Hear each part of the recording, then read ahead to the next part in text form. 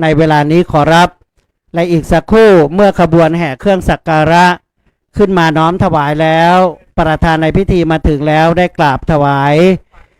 นะครับรายงานตัวต่อพระเดชพระคุณหลวงพ่อพระธรรมเสนาบดีและกับผมจะได้นำเรียนกำหนดการและเข้าสู่กำหนดการตามลำดับครับสำหรับศรัทธาญาติโยมทั้งส่วนราชการต่างๆพี่น้องที่ติดตามพระมหาเถระในขบวนแห่หรือว่ามีต้นผ้าป่าสามัคคีเครื่องสักการะทั้งปวงหากจะร่วมอนุโมทนาบุญโดยประการใดๆถ้าจะสะดวกในการน้อมนำจตุปัจจัยใส่ในตู้บริจาคต่างๆก็เชิญได้นะครับเป็นการทำนุบำรุง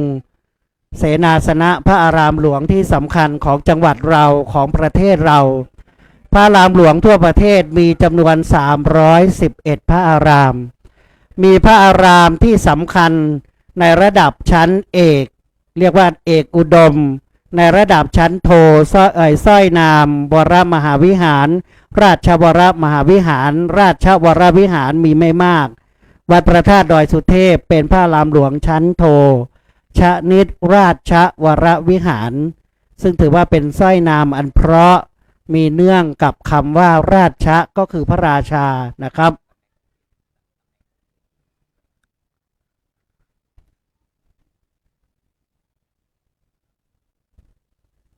เมตตาพระเดชพระคุณหลวงพ่อพระครูโกศลธรรมวิจัยนะครับหลวงพ่อเจ้าหน้าอำเภอสันทรายนะครับบัดนี้ท่านประธานในพิธีปฏิบัติหน้าที่แทนท่านผู้ว่าราชการจังหวัดเชียงใหม่ท่านศิวะธรรมิกานนท์พร้อมทางท่านรองนายกเหล่ากาชาตินะครับท่านวิริยานะครับได้เดินทางมาถึงแล้วกราบนมัสการหลวงปู่อายุ91-92ปีนี้แล้วนะครับหลวงปู่ครูบาวัดน้ำบ่อหลวง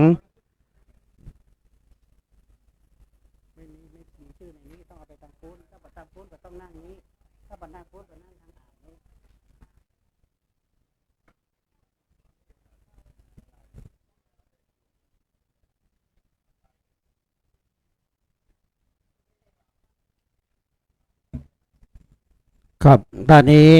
หลวงพ่อพระครูโกศลธรรมวิจัยเจ้าคณะอำเภอสันทรายนะครับได้มากราบมาคารวะนะครับหรือว่าได้ปฏิสันถารธรรมกับพระเดชพระคุณหลวงพ่อพระธรรมเสนาบดีทั้งสองรูปทั้งสององค์เป็นพระมหาเถระผู้ใหญ่ของจังหวัดและโดยเฉพาะอย่างยิ่งในเขตปกครองคณะสงฆ์จังหวัดเชียงใหม่ลำพูนแม่ฮ่องสอนที่เรียกว่าภาค7สำหรับผู้ประสานงานจากสำนักงานวัฒนธรรมนะครับขอความกรุณาท่านได้ขอรายนามมงคลนามตั้งแต่ท่านประธานในพิธีท่านรองนายกเหล่ากาชาติหัวหน้าส่วนราชการที่จะน้อมถวายทายธรรมพร้อมทั้งตำแหน่งสังกัดหน่วยงานด้วยนะครับขอกราบขอบพระคุณเป็นอย่างสูงโดยการประสานงานของท่านกรวันสุมมาศที่บังคับบัญชาการในส่วนของข้าราชการสำนักงานวัฒนธรรมทุกวันส่วนสำนักงานพระพุทธศาสนาจังหวัดสนองงานคณะสงฆ์โดยท่านผู้อำนวยการสำนักงานพระพุทธศาสนาจังหวัดท่านผอ.รีพันธ์จันทร์มอบหมายเจ้าหน้าที่ข้าราชการสำนักงานได้ถวายการต้อนรับคณะสงฆ์ประคับประคองพระมหาเถระดังที่เห็นอยู่นำถวายลำดับเก้าอี้ที่นั่งและลำดับขั้นตอนพิธีการสนองงานพระเดชพระคุณหลวงพ่อพระธรรมเสนาบดีทุกวันนะครับไม่ว่าจะเป็นภาคเช้าและภาคค่ำ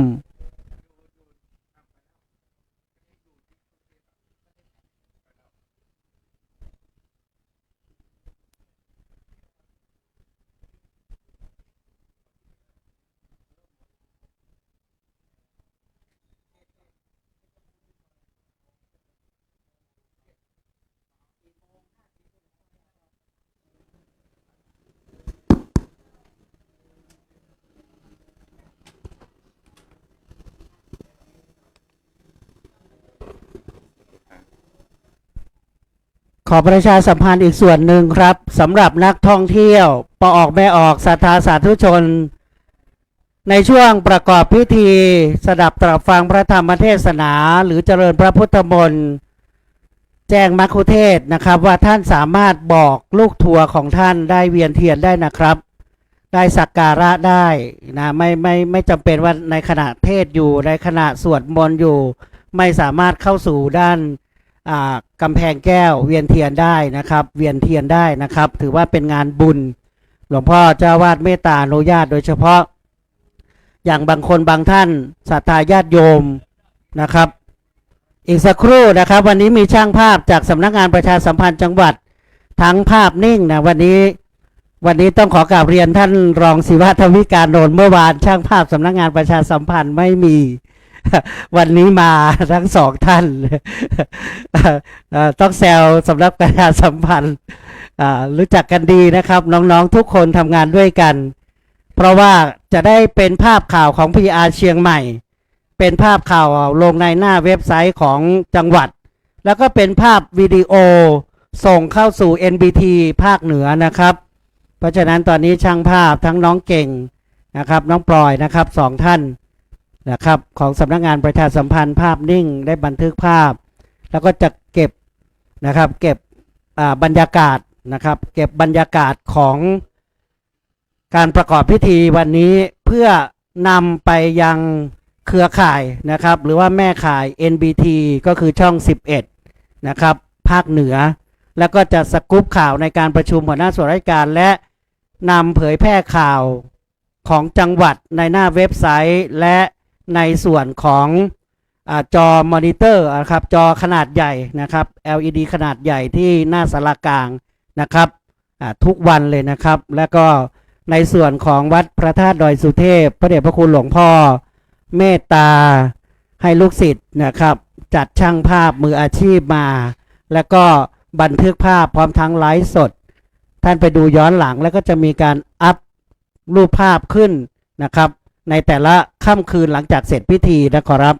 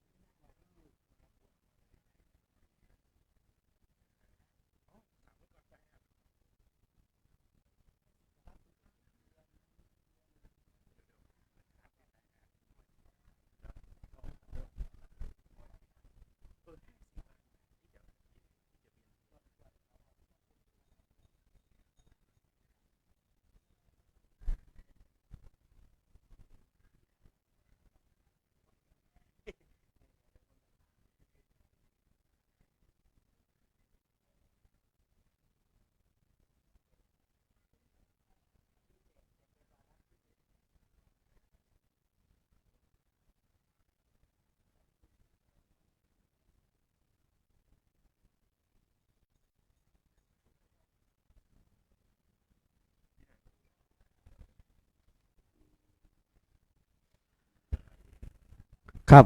ตอนนี้ขบวนแห่นะครับเครื่องสักการะแบบล้านนาจากคณะอุบาสกบาสิกาใน3อำเภอมีอำเภอสันทรายนะครับอำเภอแม่แตงอำเภอสันป่าตองเป็นต้นนะครับในแต่ละหัววัดได้อัญเชิญเครื่องสักการะมาน้อมถวายบูชาองค์พระบรมธาตุดอยสุเทพแล้วและลำดับนี้ก้าวขอประธานอนุญาตคณะสงฆ์พระสงฆ์ทั้งปวงกราบเรียนไปยังท่านประธานในพิธีนำถวายและนำเรียนกำหนดการดังนี้ครับเมื่อทุกภาคส่วนพร้อมแล้วประธานในพิธีจะได้จุดธูปเทียนบูชาพระรัตนตรัยประกอบพิธีเปิดกลวยกระทงดอกไม้ถวายความเคารพพระบรมฉายาลักษณ์พระบาทสมเด็จพระเจ้าอยู่หัว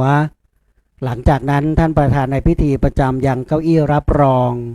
ซึ่งในเบื้องต้นเมื่อท่านประธานในพิธีจะประกอบพิธีจุดธูปเทียนเป็นเบื้องต้นนั้นจะขอเรียนเชิญทุกท่านได้ยืนขึ้นพร้อมกันและประนมมือนะครับและขณะที่ท่านประธานในพิธีประกอบพิธีเปิดกลวยกระทงดอกไม้ถวายความเคารพเรียนเชิญทุกท่านได้ถวายความเคารพพร้อมกับท่านประธานเสร็จแล้วท่านประจำเก้าอี้ที่นั่งรับรอง จะเข้าสู่การนมัสการพระรัตนตรัยก็คือกล่าวคำบูชาพระเสร็จแล้วจะได้เรียนเชิญท่านประธานในพิธีจุดเทียนส่องธรรมองค์แสดงพระธรรมเทศนานะครับหรือเรียกว่าพระธรรมกถึก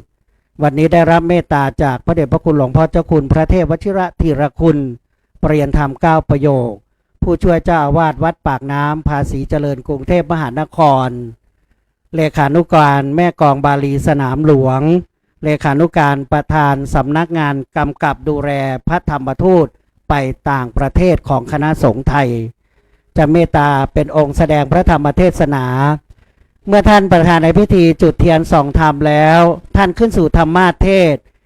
แล้วก็ท่านประธานในพิธีจะได้น้อมถวายการขอศีลนะครับเราก็อาราธนาศีลพร้อมกันหลังจากนั้นศาสนาพิธีกรจะได้อาราธนาธรรมท่านแสดงพระธรรมเทศนาจบลงแล้วประธานในพิธีจะได้น้อมถวายบูชาการเทศองค์เทศได้อนุโมทนาเป็นคำรบแรกเสร็จแล้วท่านลงจากธรรมาเทศจะได้เรียนเชิญประธานในพิธีจุดเทียนบาทน้ำพระพุทธมนต์และน้อมถวายแด่ประธานสงฆ์ที่ประกอบพิธีเจริญพระพุทธมนต์ท่านกลับประจำยังเก้าอี้รับรองพระสงฆ์เจริญพระพุทธมนต์จบลงแล้วจะได้กราบเรียนเชิญประธานในพิธีน้อมถวายบูชาพระพุทธก็คือถวายวัตถุทายธรรมกันพระพุทธและถวายผ้าไตรพร้อมทั้งเครื่องสักการะเบื้องหน้ารูปเหมือนพระครูบาเจ้าศรีวิชัยและเพื่อเป็นการสะดวกนะครับท่านประธานในพิธีจะได้น้อมถวายแด่หลวงปู่พระมงคลวชิรานันท์และเจ้าคุณพระวชิระภาวนาจากจังหวัดลำพูนและจะรอนะครับอีกสักครู่ท่านจะถวายต่อที่พระเดชพระคุณหลวงพ่อพระธรรมเสนาบดีและเรียนเชิญส่วนราชการอีก10ท่านนะครับร่วมถวายหลังจากนั้นพระสงฆ์ให้พรนะครับเรียบร้อยแล้วก็จะให้เรียนเชิญท่านประธานกราบพระถวายความเคารพเป็นอันเสร็จสิ้นพิธีที่เป็นทางการนะครับหลังจากนั้นจะเป็นการเจริญจิตภาวนาแผ่เมตตาแบบล้านนากล่าวคำบูชาพระบรมธาตุดอยสุเทพและเวียนประทักษิณโดยเมตตาจากพระเดชพระคุณหลวงพ่อพระธรรมเสนาบดีจะนำพาท่านรองผู้ว่าการจังหวัดท่านรองนายกเหล่ากาชาติหัวหน้าส่วนราชการมีท่านศึกษาธิการจังหวัดเป็นต้นนะครับได้เวียนประทักษิณและเสร็จแล้วจะได้ขอรับเมตตาจากหลวงพ่อบันทึกภาพซึ่งภาพแต่ละภาพนั้นนอกจากจะปรากฏใน Facebook ของวัดพระธาตุดอยสุเทพแล้วก็จะเอาไปถวายก็จะเป็นในส่วนของการจัดทำหนังสือในปีต่อไปที่เรียกว่าเป็นสูจิบัตรนะครับที่วางอยู่ที่โต๊ะของท่านเก้าอี้ของท่านนั้นก็จะมีรูปภาพของปีที่แล้วเพราะฉะนั้นรูปภาพของปีนี้นอกจากปรากฏในปัจจุบันก็จะไปตีพิมพ์เป็นหนังสือแจกในปีต่อไปด้วยนะครับก็นำเรียนนำแจ้งไปยังผู้มีส่วนเกี่ยวข้องทุกท่านเพื่อโปรดทราบนะครับ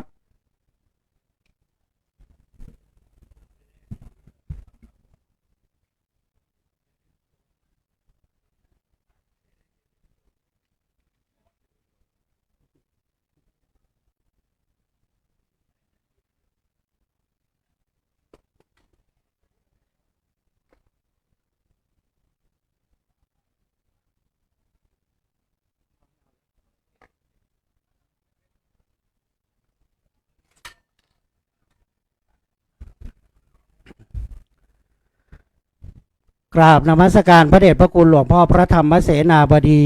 เจ้าวาดวัดพระธาตุดอยสุเทพราชวรวิหารเจ้าคณะภาค7ด้วยความเคารพอย่างสูงกราบนมัสการพระเดชพระคุณหลวงพ่อพระเทพวชิราธิบดีเจ้าวาดวัดป่าดาราพิลมพระรามหลวงเจ้าคณะภาค6-7ธรรมยุทธพระมหาเถรานุเถระเจ้าคณะพระสังฆาธิการด้วยความเคารพเรียนท่านศิวะธมิกานนท์รองผู้ว่าราชการจังหวัดปฏิบัติหน้าที่แทนผู้ว่าราชการจังหวัดเชียงใหม่ประธานในพิธีเจริญพระพุทธมนต์สมโภชพระบรมธาตุดอยสุเทพสมโภชน้ำสงฆ์พระราชทานเนื่องในงานบุญประเพณีถวายน้ำสงฆ์ บูชาพระบรมธาตุดอยสุเทพเทศกาลวิสาขบูชาประจำปีพุทธศักราช 2568 บัดนี้ได้เวลาตามกำหนดการขอเรียนเชิญประธานในพิธีจุดธูปเทียนบูชาพระรัตนตรัยและประกอบพิธีเปิดกลวยกระทงดอกไม้ถวายความเคารพพระบรมฉายาลักษณ์พระบาทสมเด็จพระเจ้าอยู่หัวขอเรียนเชิญทุกท่านโปรดยืนขึ้นครับ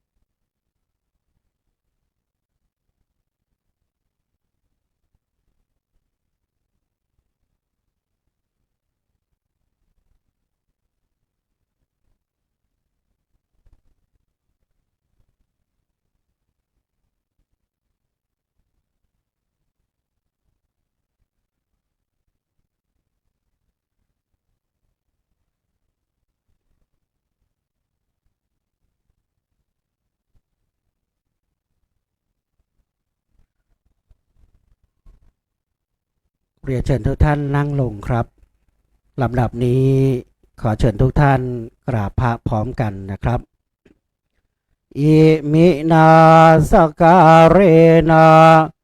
พุทธังอภิปูชยามาอิมินาสการเรนะธัมมังอภิปูชยามาอิมินาสการเรนะสังฆังอภิปูชยามาอะระหังสัมมาสัมพุทโธภควาพุทธังภควันตังอภิวาเทมิสวากขาโตภควตาธัมโมธัมมังนัมมัสสามิสุปฏิปันโนภควโตสาวกสังโฆสังฆังนะมามิลำดับนี้จะเป็นการเข้าสู่ปฐมมงคลแรกนั่นก็คือการสดับตรับฟังพระธรรมเทศนาขอเรียนเชิญประธานในพิธีได้จุดเทียนส่องธรรมพระธรรมกถึกจะได้ขึ้นสู่ธรรมาเทศและท่านประธานในพิธีจะได้น้อมถวายผ่านขอศีลตามลำดับครับ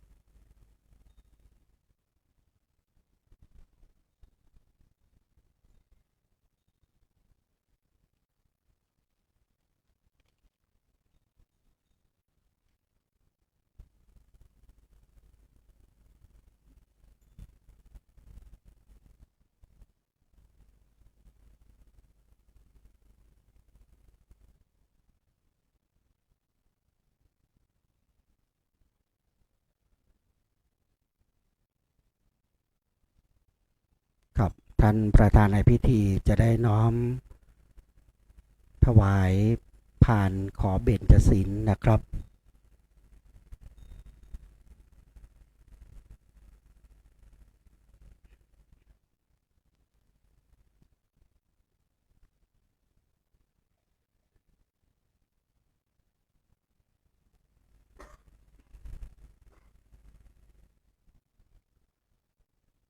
เชิญทุกท่านกล่าวคำอาราธนาเบญจศีลโดยพร้อมกันนะครับมะยังพันเตวิสุงรักขณทายะติสรเนนะสหะ ปัญจศีลานิยาจามะทุติยัมปิมายังพันเตวิสุงวิสุงรักขณทายะติสรเนนะสหะปัญจศีลานิยาจามะ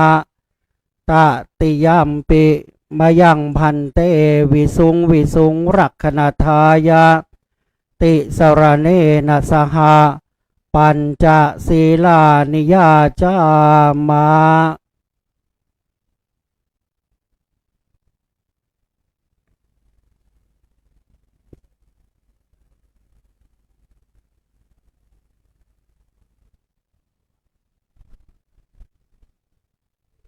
ตัสสะนะโมตัสสะภะคะวะโตอะระหะโตสัมมาสัมพุทธัสสะนะโมตัสสะภะคะวะโตอะระหะโตสัมมาสัมพุทธัสสะนะโมตัสสะภะคะวะโตอะระหะโตสัมมาสัมพุทธัสสะนะโมตัสสะภะคะวะโตอะระหะโตสัมมาสัมพุทธัสสะ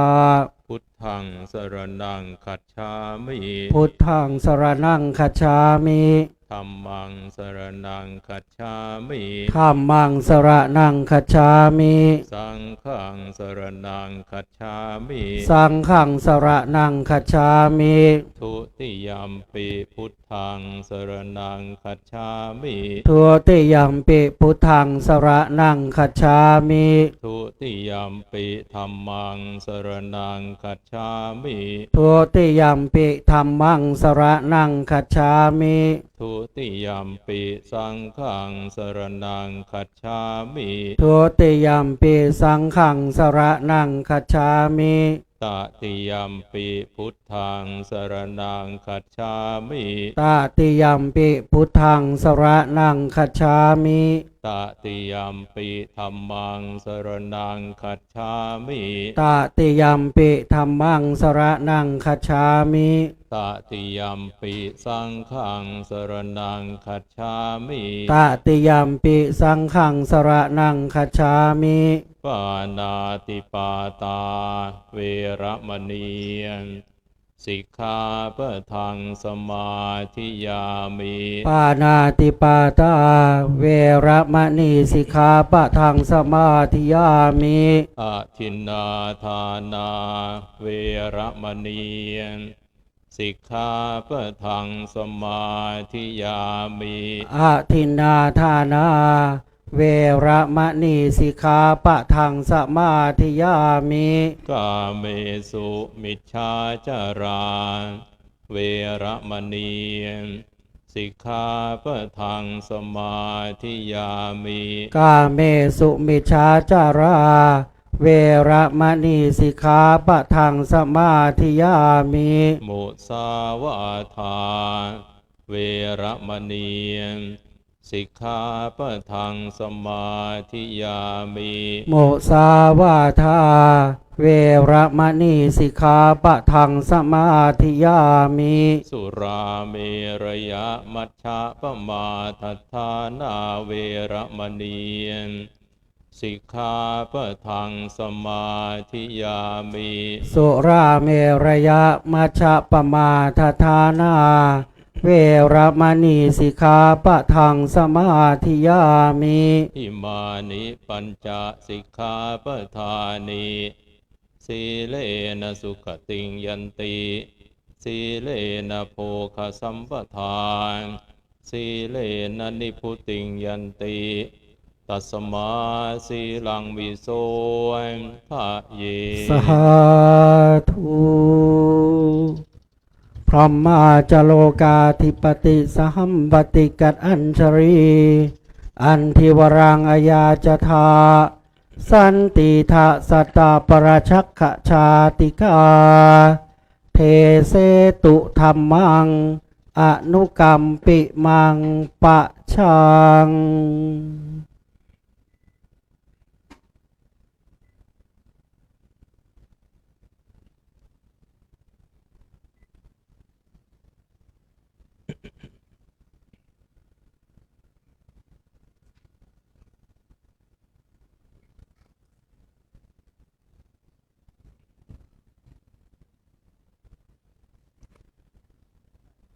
นะโมตัสสะภะคะวะโตอะระหะโตสัมมาสัมพุทธัสสะนะโมตัสสะภะคะวะโตอะระหะโตสัมมาสัมพุทธัสสะนะโมตัสสะภะคะวะโตอะระหะโตสัมมาสัมพุทธัสสะอภิทะเรทะกัลยาอภิทะเรทะกัลยาเนปาปาจิตตังนิวารเยทันทังหิกรโตปุญญังปาปัสสมิงระมติมโนติณบัดนี้จากรับประทานแสดงพระธรรมเทศนาพรรณนาศาสนธรรมคำสอนขององค์สมเด็จพระชินวรสัมมาสัมพุทธเจ้าในอัคคบูชากถากล่าวพรรณนาถึงเรื่องการบูชาที่ล้ำเลิศตามนัยยะแห่งพระบาลีในธรรมบทขุตกนิกายเพื่อเป็นการอนุโมทนาในกุศลบุญญาราศีและเพื่อเป็นปฏิการะฉลองศรัทธาประดับปัญญาบารมีเพิ่มพูนกุศลบุญญาราศีแก่ท่านสาธุชนทั้งหลายซึ่งมาร่วมในการประกอบพิธีสมโภช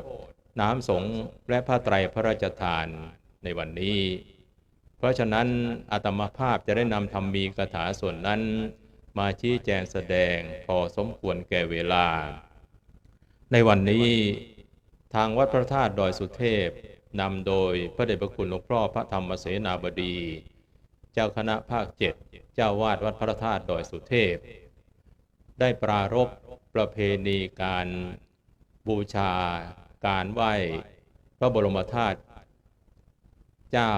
ดอยสุเทพจึงจัดให้มีการสมโภชน้ำสงฆ์พระราชทานและผ้าไตรพระราชทานซึ่งพระบาทสมเด็จพระเจ้าอยู่หัวผู้ทรงพระคุณอันประเสริฐได้ทรงพระกรุณาโปรดเกล้าโปรดกระหม่อมพระราชทานถวายเพื่อเป็นการบูชาพระบรมธาตุดอยสุเทพเพราะฉะนั้นทางพระเดชพระคุณหลวงพ่อเจ้าคณะภาค7เจ้าวาดวัดพระธาตุดอยสุเทพจึงจัดให้มีการสมโภช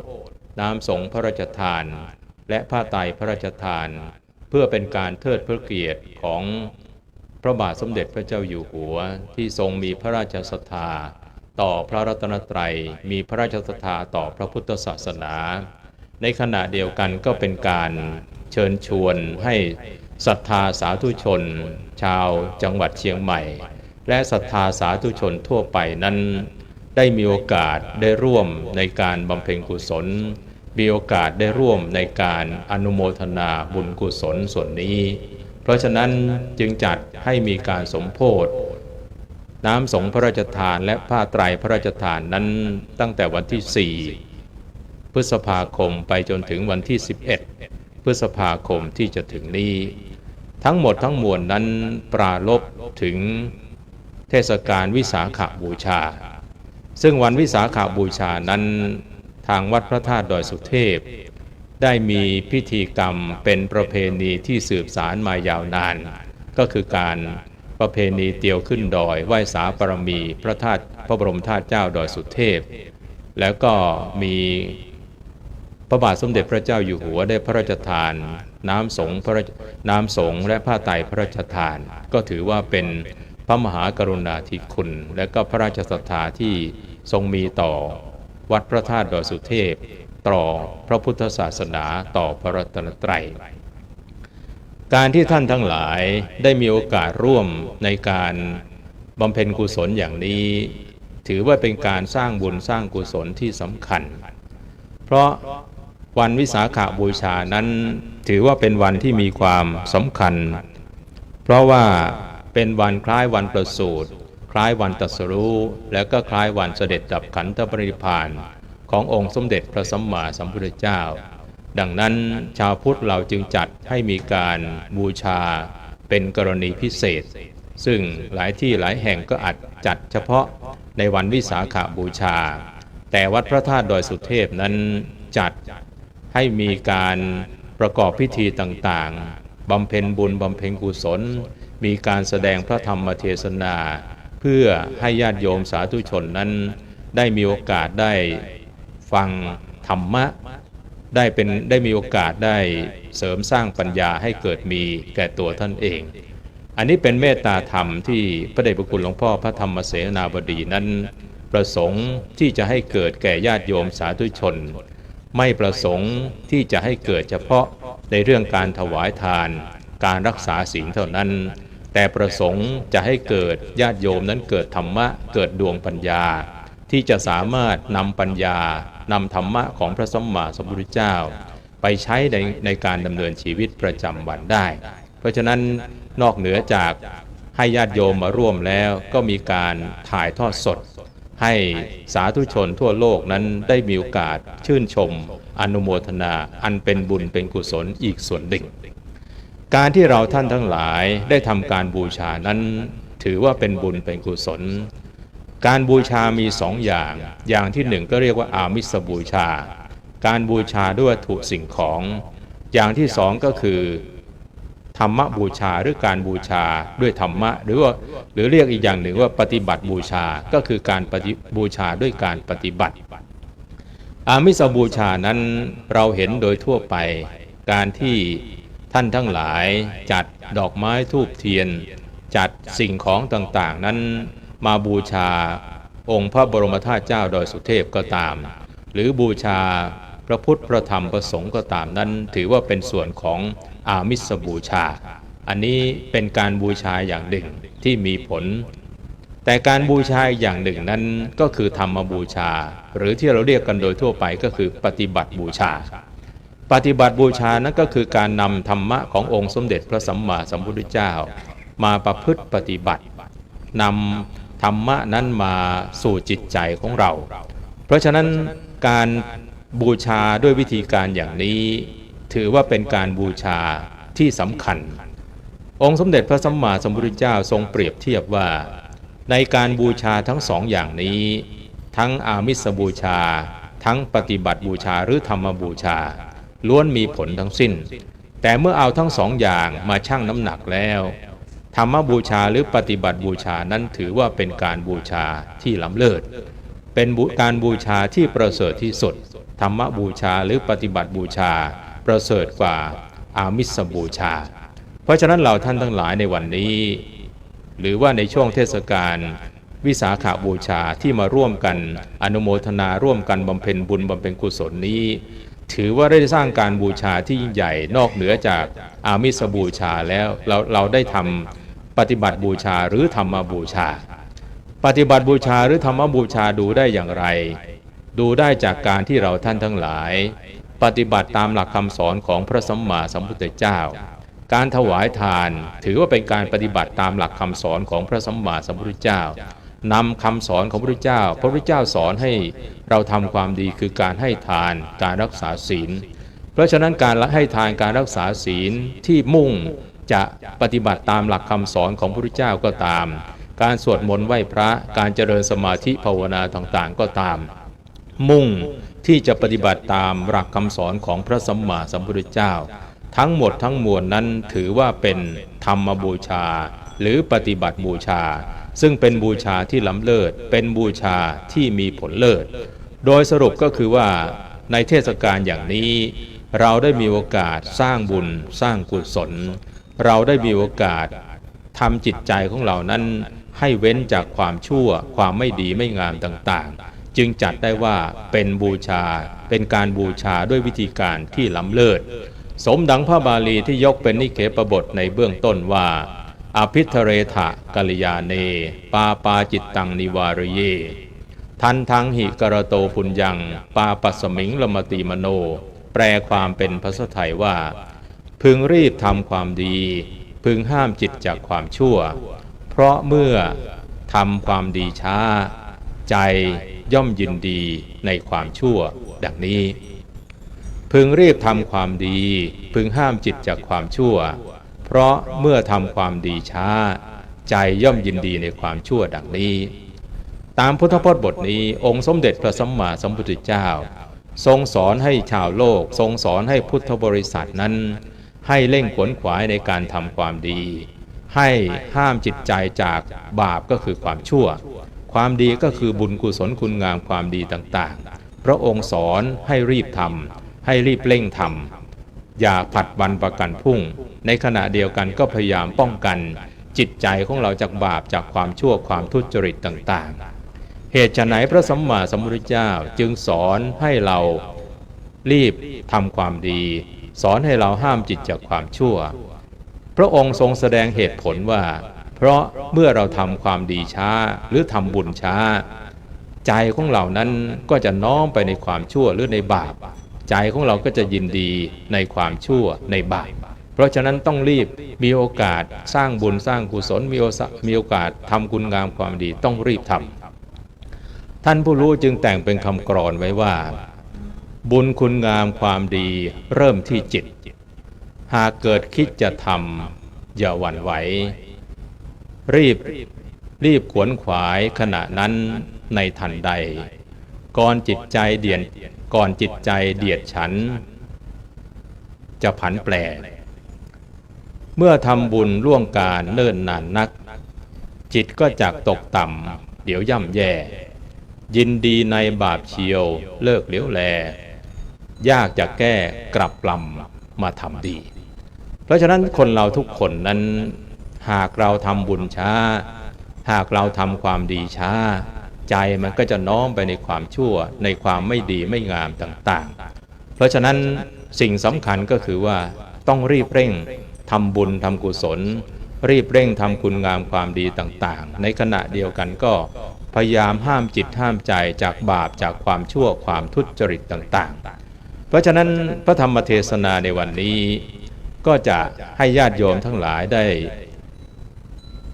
มีเป้าหมายให้ญาติโยมทั้งหลายได้กำหนด2ประเด็นที่1ก็คือ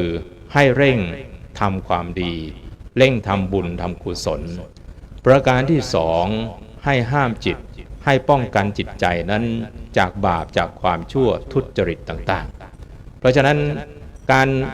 การรีบทำความดีการห้ามจิตจากความชั่วนั้นถือว่า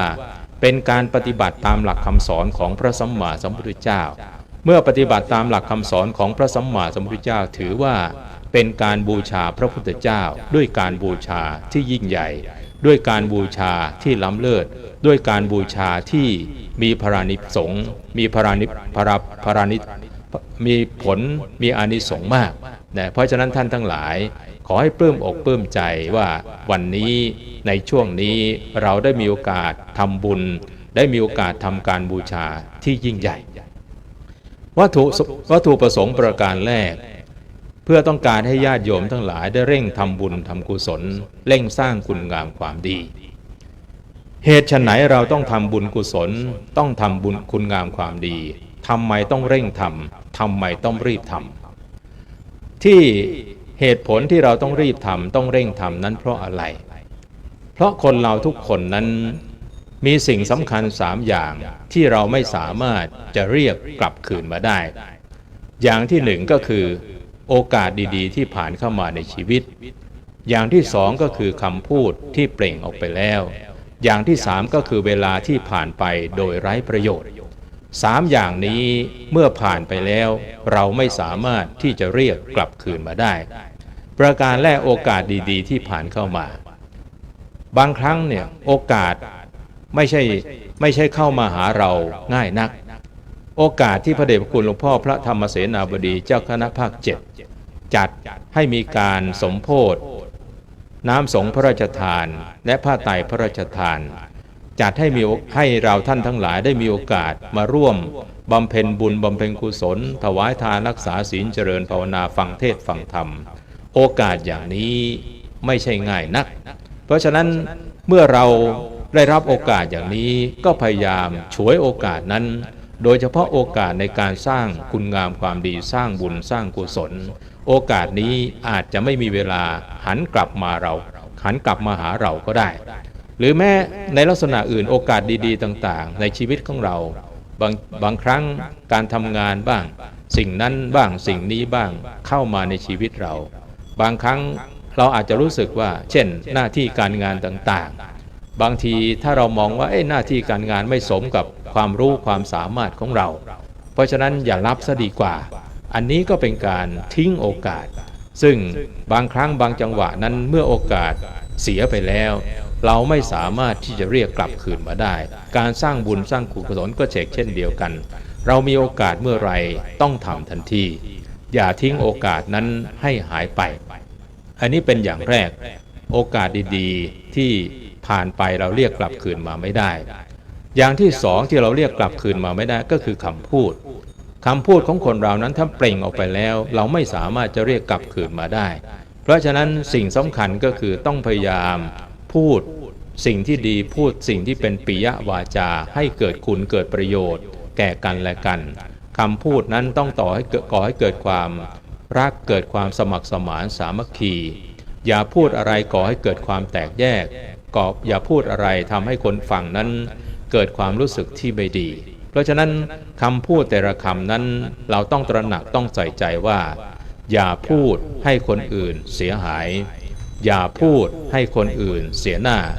อย่าพูดให้คนอื่นเสียใจอย่าพูดให้คนอื่นเสียความรู้สึกเพราะคำพูดที่ไม่ดีที่เราทำให้คนอื่นเสียหน้าทำให้คนอื่นเสียหายทำให้คนอื่นเสียใจทำให้คนอื่นเสียความรู้สึกนั้นหากเปล่งไปแล้วพูดไปแล้วเราไม่สามารถที่จะแก้ไขได้นี่เป็นประการแรกนี่เป็นประการที่สองที่เราไม่สามารถจะเรียกกลับคืนมาได้เพราะฉะนั้นคำพูดแต่ละคำเปล่งออกไปต้องมีความระมัดระวังอย่างที่สามก็คือเวลาที่ผ่านไปโดยไร้ค่าโดยไร้ประโยชน์นั้นเราไม่สามารถที่จะเรียกกลับคืนมาได้บางทีเราอาจจะนึกว่าวันนี้ผ่านไปแล้วอยากจะทำอะไรอยากจะให้ทานอยากจะรักษาศีลอยากจะเจริญภาวนาอยากจะทำหน้าที่สิ่งนั้นสิ่งนี้อยากจะทำวันนี้แต่เผอิญวันนี้ไม่ได้ทำเอาไปพรุ่งนี้ก็แล้วกันเอาพรุ่งนี้ไม่ได้ทำเอาไปวันหน้าก็แล้วกันอันนี้ถือว่าตั้งอยู่ในความประมาทเพราะฉะนั้นพระสัมมาสัมพุทธเจ้าจึงตรัสให้ความสำคัญกับวันเวลาเพราะฉะนั้นวันเวลาแต่ละวันเนี่ยมันหมายถึงว่าชีวิตของเรานั้นมันลดน้อยถอยลงไปทุกวันเรามีอายุเท่านี้ไม่ใช่ปราบปลื้มปิติยินดีที่ไหนได้อายุของเรานั้นสั้นลงไปทุกวันเพราะฉะนั้นอย่าประมาทในชีวิตเงินทองนั้นเราสามารถที่จะหากลับคืนมาได้แต่วันเวลานั้นเราไม่สามารถที่จะเรียกกลับคืนมาได้อันเงินทองหล่นหายย้อนไปหายังมีท่าหวังพบประสบสมแต่เวลาผ่านไปไม่ปรารภจะนิยมย้อนหลังอย่าหวังเลยนะเพราะฉะนั้นสามสิ่งนี้เป็นสิ่งที่ไม่มีโอกาสที่จะย้อนกลับคืนมาได้เรามีโอกาสได้สร้างคุณงามความดีก็ต้องรีบทำนะนี่คือเหตุผลที่พระสัมมาสัมพุทธเจ้าสอนให้คนเหล่านั้นต้องรีบทำต้องเร่งทำเหตุไฉนเราต้องทำบุญกุศลคุณงามความดีเราก็ต้องถามตัวเราเองว่าในชีวิตของคนเหล่านั้นเราต้องการอะไรท่านทั้งหลายก็คงตอบโดยไม่ลังเลสงสัยว่า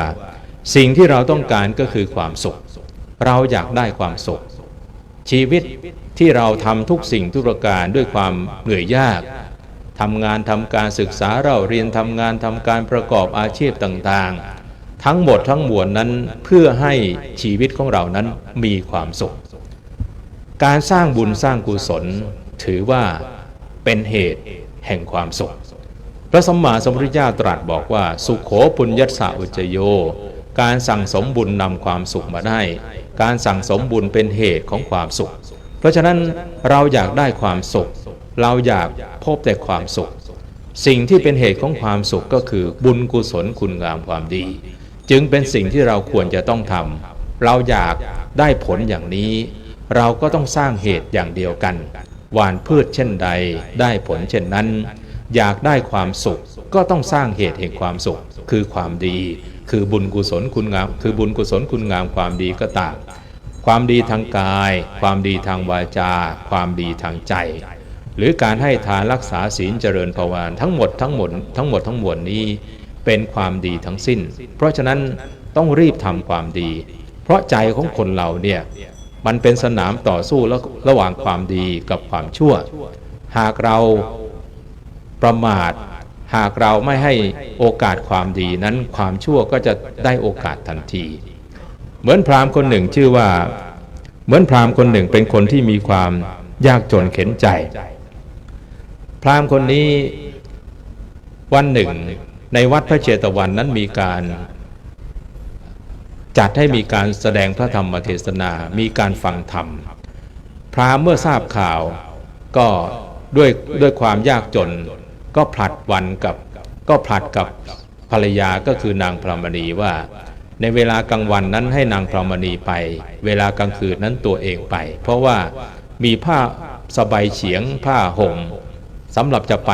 ฟังธรรมนั้นเพียงผืนเดียวเพราะฉะนั้นต้องสลับสับเปลี่ยนกันไปกลางวันพระนางพรหมณีก็ไปกลางคืนตาพราหมณ์ก็ไป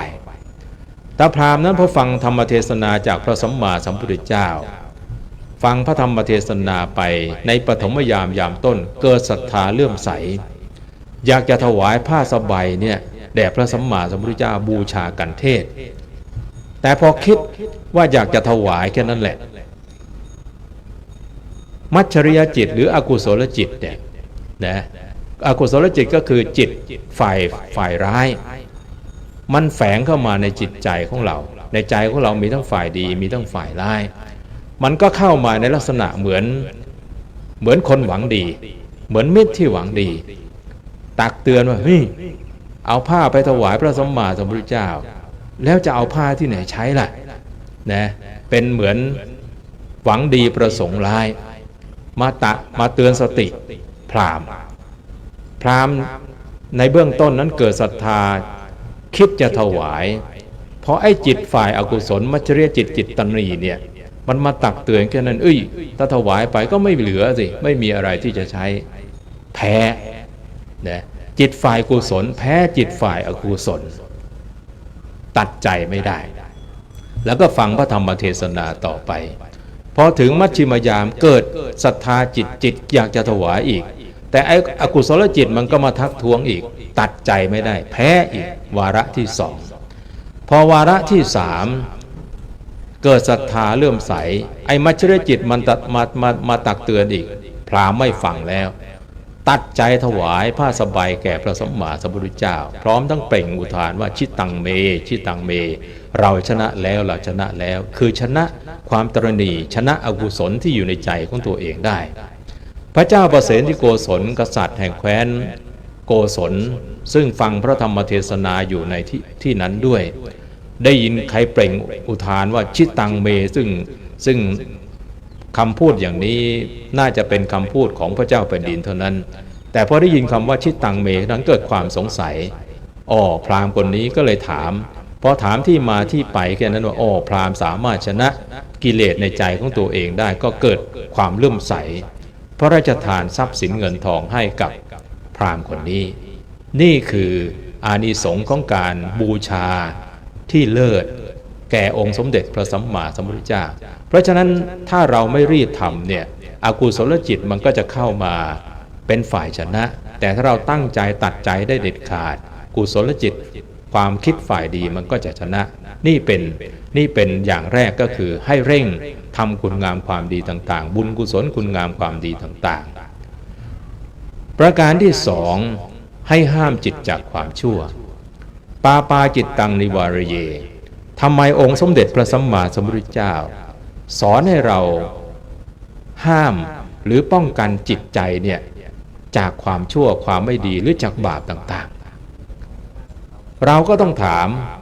ต่อไปว่าในชีวิตของคนเราเนี่ยเราต้องการความสุขแล้วสิ่งที่เรากลัวที่สุดคืออะไรคือความทุกข์เป็นสิ่งที่เราหวาดกลัวเป็นสิ่งที่เราไม่อยากพบไม่อยากเจอการศึกษาเราเรียนการประกอบอาชีพการงานการทำอะไรต่อมีอะไรต่างๆนั้นเราทุกคนนั้นมุ่งให้เกิดความสุขในขณะเดียวกันเราก็มุ่งเพื่อจะป้องกันความทุกข์ความเดือดร้อนความวิบัติเสื่อมเสียต่างๆอันเหตุของความทุกข์นั้นองค์สมเด็จพระสัมมาสัมพุทธเจ้าตรัสบอกว่าทุกโขปาปัสสะอุจจโยการสั่งสมบาปคือความชั่วนั้นนำทุกข์มาให้เพราะฉะนั้น เหตุของความทุกข์ความเดือดร้อนต่างๆก็คือความชั่วทางกายทางวาจาทางใจครั้งหนึ่งองค์สมเด็จพระสัมมาสัมพุทธเจ้าเสด็จไปบิณฑบาตในเมืองสาวัตถีในระหว่างทางนั้นมีพวกเด็กวัยรุ่นกำลังจับปลาอยู่องค์สมเด็จพระสัมมาสัมพุทธเจ้าก็แทนที่จะห้ามว่าอย่าจับปลาเลยก็ตรัสถามพวกเด็กวัยรุ่นกลุ่มนี้ว่าพวกเธอกลัวบาปกลัวทุกข์ไหมเด็กทุกคนก็กราบทูลว่ากลัวทั้งนั้นพระสัมมาสัมพุทธเจ้าก็ตรัสบอกว่าเมื่อกลัวความทุกข์ก็อย่าทำบาปเพราะบาปนั้นเป็นเหตุของความทุกข์ความเดือดร้อนต่างๆที่จะพึงตามมาเพราะฉะนั้นเหล่าท่านทั้งหลายเราบูชาองค์สมเด็จพระสัมมาสัมพุทธเจ้าด้วยการระวังจิตใจของเราเนี่ยจากความชั่วความไม่ดีไม่งามต่างๆความชั่วความไม่ดีไม่งามต่างๆนั้นหรือบาปต่างๆนั้นมันจะเข้ามาจากทางไหนมันเข้ามาทางตาทางหูทางจมูกทางลิ้นทางกายทางใจของเราเพราะฉะนั้นนี่คือประตูที่เปิดรับบาปความชั่วต่างๆที่จะเข้ามาตาหากไม่มีความสำรวมระวังมันก็จะมองสิ่งต่างๆเป็นบาปเป็นอกุศลต่างๆเพราะฉะนั้นการใช้ตาหูจมูกลิ้นกายใจเนี่ยดูรูปฟังเสียงดมกลิ่นลิ้มรสถูกต้องสิ่งต่างๆแล้วก็คิดสิ่งต่างๆด้วยใจเนี่ยต้องมีเครื่องป้องกัน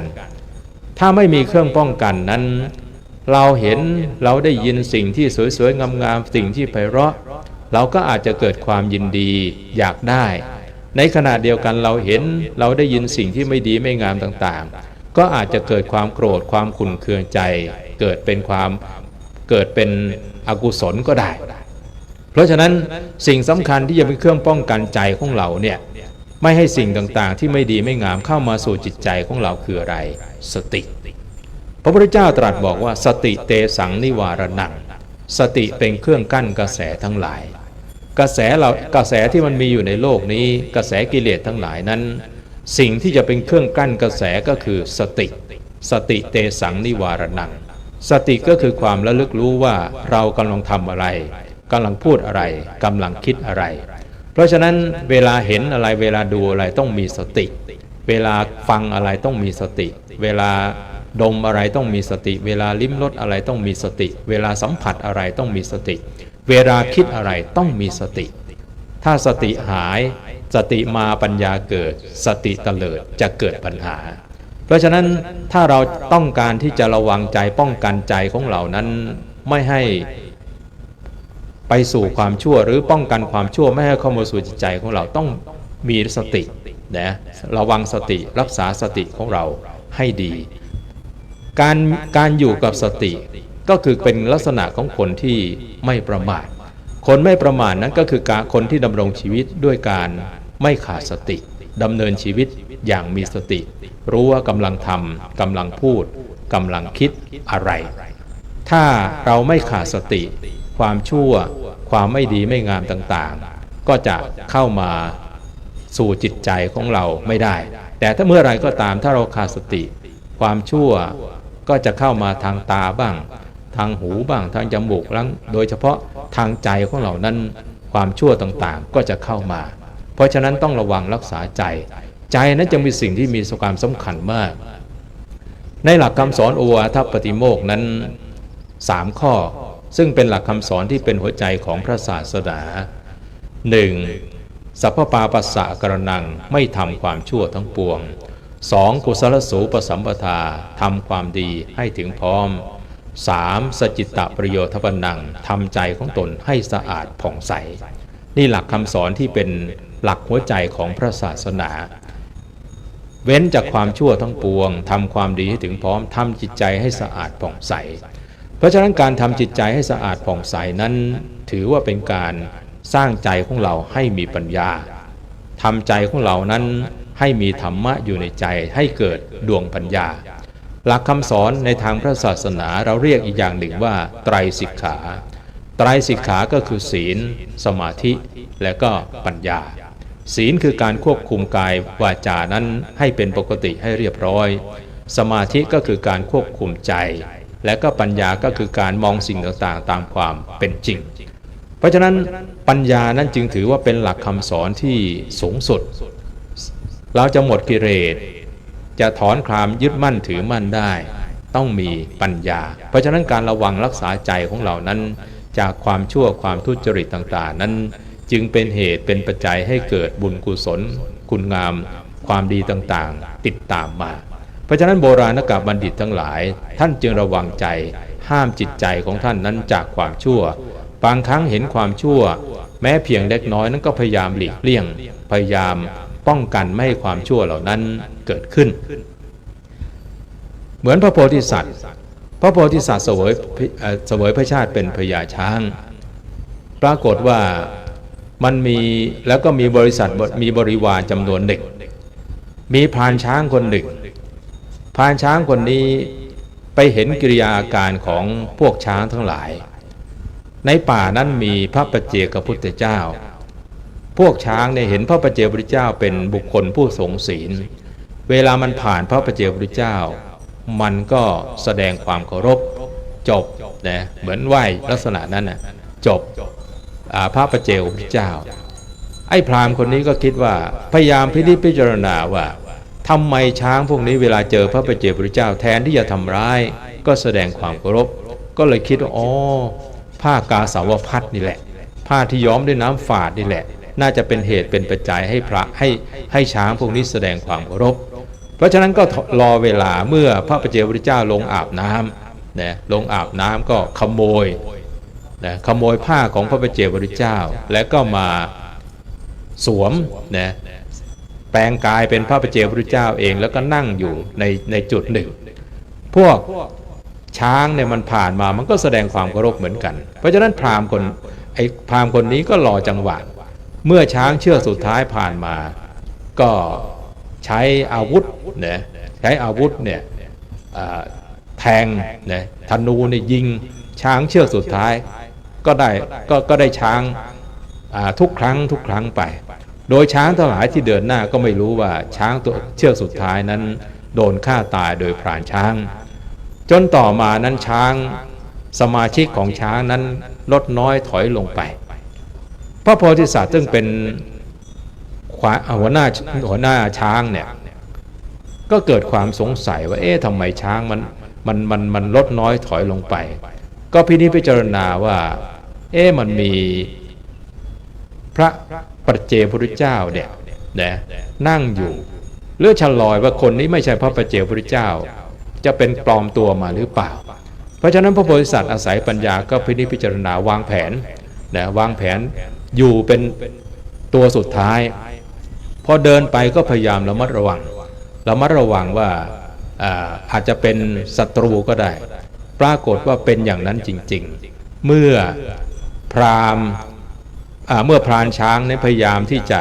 ยิงธนูพระโพธิสัตว์ก็หลบพอหลบแล้วก็วิ่งเข้าใส่นายพรานช้างก็วิ่งขึ้นต้นไม้พอวิ่งขึ้นต้นไม้พระโพธิสัตว์ก็ใช้งวงรวบต้นไม้แล้วก็จะจับนายพรานช้างลงมานายพรานช้างก็โยนจีวรของพระปัจเจกพุทธเจ้าลงมาพระโพธิสัตว์พอเห็นผ้ากาสาวพัสก็เกิดหิริโอตปะว่าถ้าเราฆ่านายพรานคนนี้ก็จะเกิดความละอายใจในพระปัจเจกพุทธเจ้าในพระพุทธเจ้าทั้งหลายเพราะฉะนั้นแทนที่จะฆ่านายพรานช้างก็ระงับใช้ขันติความอดทนอดกลั้นระงับความโกรธความแค้นไว้แล้วก็ตักเตือนพราหมณ์คนนี้ว่าอย่าทำอย่างนี้อีกอันนี้ก็คือเพื่อไม่ต้องการให้บาปนั้นแปดเปื้อนตัวเองนี่เป็นพระโพธิสัตว์เพราะฉะนั้นเราท่านทั้งหลายสิ่งต่างๆที่เข้ามาในชีวิตของคนเรานั้นมันมีสิ่งที่ดีบ้างมีสิ่งที่ไม่ดีบ้างเพราะฉะนั้นสิ่งที่ไม่ดีไม่งามต่างๆนั้นเราต้องพยายามละเว้นเราต้องพยายามงดเว้นไม่ให้สิ่งเหล่านั้นเกิดในจิตใจของเราไม่ให้ความโลภความโกรธความหลงครอบงำจิตใจของเราเพราะฉะนั้นเมื่อเราพยายามที่จะสร้างบุญกุศลคุณงามความดีต่างๆพยายามที่ห้ามจิตใจของเราจากความชั่วความทุจริตความไม่ดีไม่งามต่างๆนั้น สิ่งเหล่านี้เป็นบุญเป็นกุศลสิ่งเหล่านี้เป็นการปฏิบัติตามหลักคำสอนของพระสัมมาสัมพุทธเจ้าถือว่าเป็นการบูชาพระสัมมาสัมพุทธเจ้าด้วยการบูชาที่ยิ่งใหญ่ที่เรียกว่าธรรมบูชาหรือปฏิบัติบูชาเพราะฉะนั้นผลที่เกิดขึ้นก็จะต้องมีอานิสงส์ที่ยิ่งใหญ่เพราะฉะนั้นเราท่านทั้งหลายได้มาร่วมในพิธีสมโภชน้ำสงฆ์พระราชทานและผ้าไตรพระราชทานนี้ขอให้เราปลื้มอกปลื้มใจว่าเราได้สร้างบุญสร้างกุศลได้ทำการบูชาที่ยิ่งใหญ่ด้วยการปฏิบัติตามหลักคำสอนของพระสัมมาสัมพุทธเจ้าด้วยการปฏิบัติตามสิ่งที่ดีงามเว้นความชั่วสร้างความบุญกุศลคุณงามความดีต่างๆสมดังพระบาลีที่ยกเป็นนิเขปบทในเบื้องต้นว่าอภิธเรถะกัลยาเนปาปาจิตตังนิวารเยเป็นต้นแปลความว่าพึงรีบทำความดีพึงห้ามจิตจากความชั่วเพราะเมื่อทำบุญช้าหรือเพราะเมื่อทำความดีช้าใจย่อมน้อมไปในบาปคือความชั่วดังนี้แสดงพระธรรมเทศนามาพอสมควรแก่เวลาขอทรงยุติลงคงไว้แต่เพียงเท่านี้เทศนาประโยชน์ในวสานการเป็นที่จบลงพระธรรมเทศนานี้รัตนตยานุภาเวนะด้วยอนุภาพของคุณพระศรีรัตนตรัยคือพระพุทธพระธรรมพระสงฆ์และอำนาจเดชานุภาพของพระบรมธาตุเจ้าดอยสุเทพจงมารวมกันเป็นตบะเดชะปรปัจจัยดลบันดาลประทานพรให้ทุกท่านเจริญด้วยอายุวันนะสุขะภระปฏิภาณธรรมสารสมบัติธรรมสารสมบัติประสงค์สิ่งใดซึ่งเป็นไปในทางที่ชอบขอจงสำเร็จสมดังความประสงค์ในสิ่งนั้นทุกประการ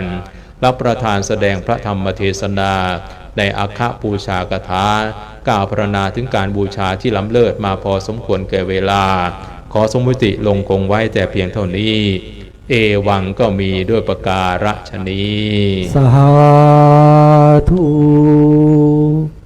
ครับในมงคลบุญแรกพระเดชพระคุณหลวงพ่อเจ้าคุณพระเทพวชิระธีรคุณปริยนธรรม9ประโยควัดปากน้ำภาษีเจริญเลขานุการแม่กองบาลีสนามหลวงเลขานุการประธานสำนักงานกำกับดูแลพระธรรมทูตไปต่างประเทศของคณะสงฆ์ไทยได้แสดงพระธรรมเทศนาในอัคคบูชากถาลำดับนี้ขอเรียนเชิญท่านประธานในพิธีได้น้อมถวายบูชากันเทศแด่องค์แสดงพระธรรมเทศนาขอเรียนเชิญครับ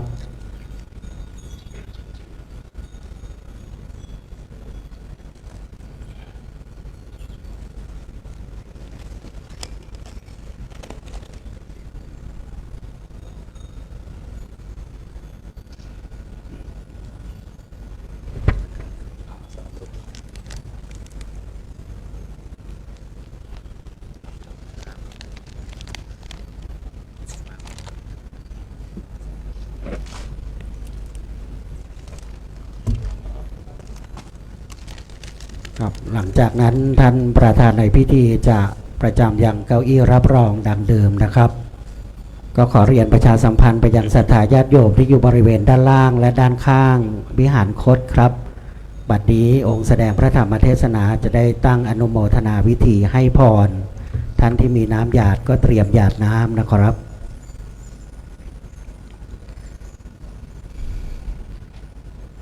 ยะถาวาริวหาปุราปริปุเรนติสาครัง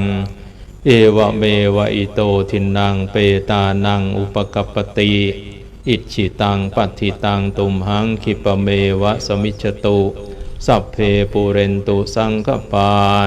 จันโทปนรโสยะถามณิโชติรโสยะถา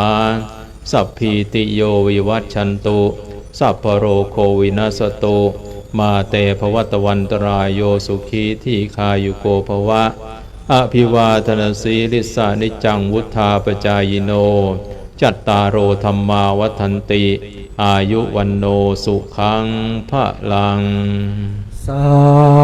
ธุครับในลำดับแรกแห่งการบำเพ็ญบุญกุศลเนื่องในงานประเพณีไหว้สาบารมีพระธาตุเจ้าดอยสุเทพเป็นการสดับตรับฟังพระธรรมเทศนาแสดงโดยพระเดชพระคุณหลวงพ่อพระเทพวชิระธีรคุณปริยนธรรม9ประโยคซึ่งองค์หลวงพ่อจะได้ลงจากธรรมเทศ และในเมตตาดังที่องค์พระธรรมกถึกได้แสดงว่าโอกาสแห่งบุญนั้นได้รับเมตตาจากพระเดชพระคุณหลวงพ่อพระธรรมเสนาบดีเจ้าวาดวัดพระธาตุดอยสุเทพให้จัดกิจกรรมบุญอย่างนี้เป็นที่เราทุกท่านจะได้ร่วมบำเพ็ญบุญกุศลวันนี้หลวงพ่อให้คณะสงฆ์คณะศิษย์กราบอาราธนานิมนต์พระสงฆ์ถึง4 อำเภอในเขตจังหวัดเชียงใหม่มาประกอบพิธีเจริญพระพุทธมนต์เพื่อเป็นการสมโภชพระบรมธาตุดอยสุเทพสมโภชน้ำสงฆ์พระราชทานและผ้าไตรเนื่องในงานบุญประเพณีเทศกาลสงกรานต์เทศกาลวิสาขบูชาประจำปี 2568 ซึ่งพระเดชพระคุณหลวงพ่อกำหนดตั้งแต่วันฉัตรมงคลนะครับวันที่ 4 พฤษภาคมเป็นระยะเวลา 7 คืน 8 วันถวายน้ำสงฆ์พระราชทานในวันที่ 11 นะครับลำดับนี้จะเป็นการจุดเทียนบาทน้ำพระพุทธมนต์ขอกราบนิมนต์พระเดชพระคุณประธานสงฆ์นะครับในการเจริญพระพุทธมนต์มีหลวงพ่อพระเทพมุนีจากวัดปากน้ำพระเทพวชิราธิบดีเป็นต้นนะครับและขอเรียนเชิญท่านประธานในพิธีได้จุดเทียนขันสาครบาทน้ำพระพุทธมนต์ครับ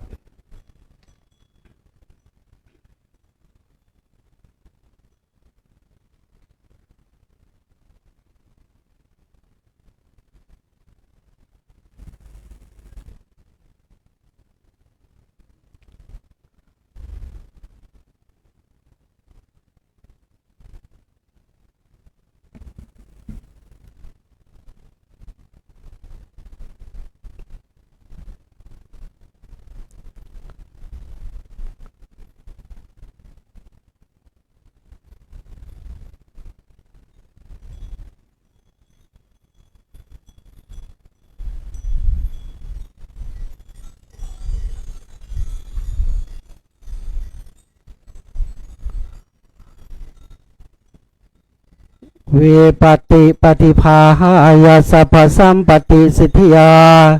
สัพพทุกขวินาศายาปริตังพรูทะมังคลังเวปติปฏิภาหายาสัพพสัมปติสิทธิยา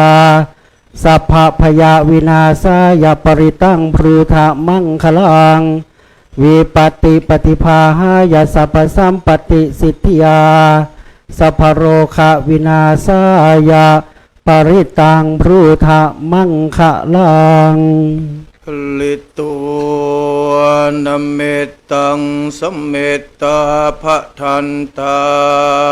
มอวิคิตาจิตตาปริตังพนันตุสักเคกัมเมจโรเปสิริสิขารตเตจันดาริเกวิมาเนทิเปรัตเทจะอารเมตรุวนาอารมะวัตุมิเขเต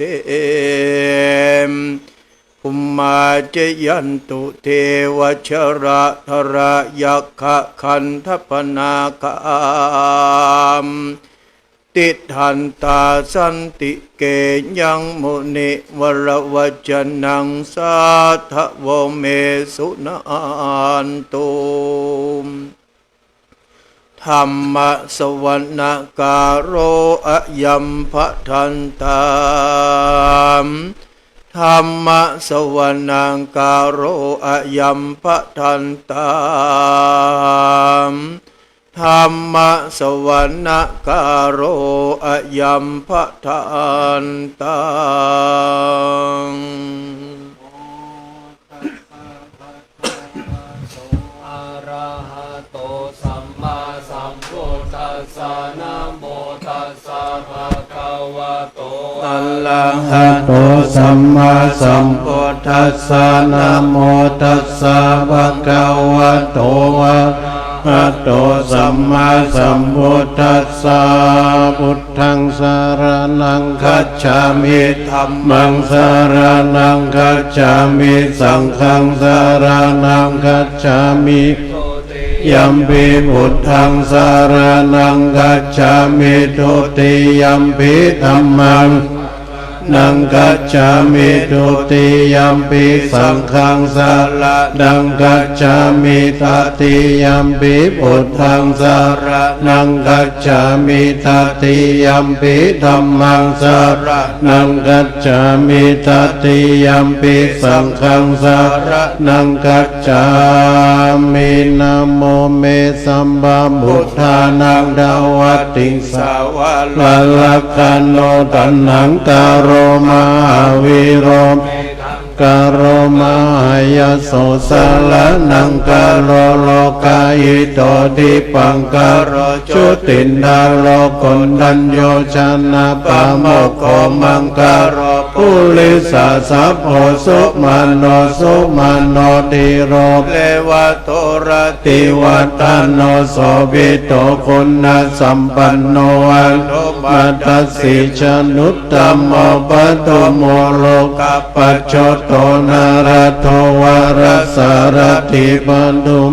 ตาโลสัตตสารโรสุเมโตอาคาภุคารโรสุจโตสัพพโลกัปโปปิยทัสสินาราสัพโพอัตตาสิการุณิโกธรรมทัสสิธัมโมนุตโตสิทธัตโตอัสสัมภโรเกติโสจวารตังวโรพุสโสจละโตปุตโตวิปัสสิจานุปโมสิกิสัมปะหิโตสัตตาเวสัมภูสุขานายโกกะกุสันโตสัทธาวะโหโกนะคามโนละนันจโหกัสสะโปสิริสัมปันโนโคตโมสังกัยยะปุงกโวอัตวิสติสังฆตายเมพุทธามายติกะกรุณาคุณสัมปันนาสัพพะโลกาภิปุจิตาเอเตตัสสะปะระพุทธาวุตตมากะปุกกะระเตปิสังฆคุณาสุมปิติเยอัมมะตังปะตังเอเตพุทธาติตาจะมังคลาหุนติสัพพะตาทวิสติเมพุทเทหังวันตามิสัพพะตาเตสังญาเนนะสีเลนะขันติเมตตาภะเลนะจะเตปิโนอโนรักขันตุอาโรคายนะสุเกนะจะทวิสติเมปุตเตโยนะโรสลานังกะโตกัปปานิสัตตะสหัสสานิทุกขติงโสนะคจจติอัตถวิสติปุณฑปริตานะโมอะระหะโตสัมมาสัมพุทธัสสะมะเหสิโนนะโมธัมมะธัมมัสสะสวะคาตเสวะเตนิทานะโมมหาสังฆัสสะภิวิสุทธสีลติติโนนะโมมัตตยารัตสสะรัตนัตยัสสะสะทุกังนะโมมะกติตัสสะตัสสะวัตตุตยัสสะปินะโมกะระปะภะเวนะวิกัจจันโตปัตตวานะโมกะลานุภาเวนะสุวัตติโหนตุสัพพะตานะโมกะลาสะเตเจนะวิธิมิโหมิเตจวาเสวนาจัมบาลานังบันติตานันจะเสวนาปุจจจะปุจจนิยานังเยตัมมังกะลามุตตัมมังปฏิโลปฏิสวะโสจะบุปปิจักตะปุญญาตาตัสสัมมานิติจาเอตัมมังกะลามุตตัมมังภาหุสัจจัญจาสิปัญจเวนโยจะสุสิกิโตสุภาสิตาจยาวาจาเอตัมมังกะลามุตตัมมังมัตตปิตุอุปัฏฐานังพุทธทารัสสะสังฆโหนาคุลาจะกัมมันตาเอตัมมังกะลามุตตัมมังทานันจะธรรมจาริยันจะญาตกานันจะสังฆโหนาวัจจเนกัมมาเนตัมมังกะลามุตตัมมังหารติวิรติปะปะมัจจปนาจะสัญญาโมอะปะมาโตจะธรรมเมสุเอตัมมังกะลามุตตัมมังกะลาโวจะนิวัตโตจะสันตุติจะกตัญญูตากาเลนะธรรมสวรรณังเอตัมมังกะลามุตตัมมังค คันติจะโสวัจจัสสตา สมณานั นั น ญจะทัสสนังกาเลนะธัมมัสสะกัจฉาเอตัมมังกาลามุตตมังคโปจะพรหมจาริยัญจานิยสัจจานันทัสสนังนิพพานาสัจฉิกิริยาจาเอตัมมังกาลามุตตมังพุทธัสสะโลกธัมเมหิจิตตังยัสสนะกัมปติอาโศกังวิลัญจังเขมังเอตัมมังกาลามุตตมังเอตาทิสานิกัตตวนาสัพพะทะมังปะราจิตาสัพพะทะโสทิงกัจฉันติตันเตสังมังกาลามุตตมันติมามังกลสุตตัง ยังกินชีวิตตัง อินทวาหุลังวาสกเกสุวัญญังรัตนังบันิตังนันโนสัมมังอธิตถาคเตนะอิธัมปิพุทเทรัตนังบันิตังเอเตนะสัจเจนะสุวัติหนตุขันยัง วิรากัง อมตังบันิตังยัตถัจจาสักกายโมนิสัมมาหิโตนะเตนะธัมเมนะสัมมติกินจิ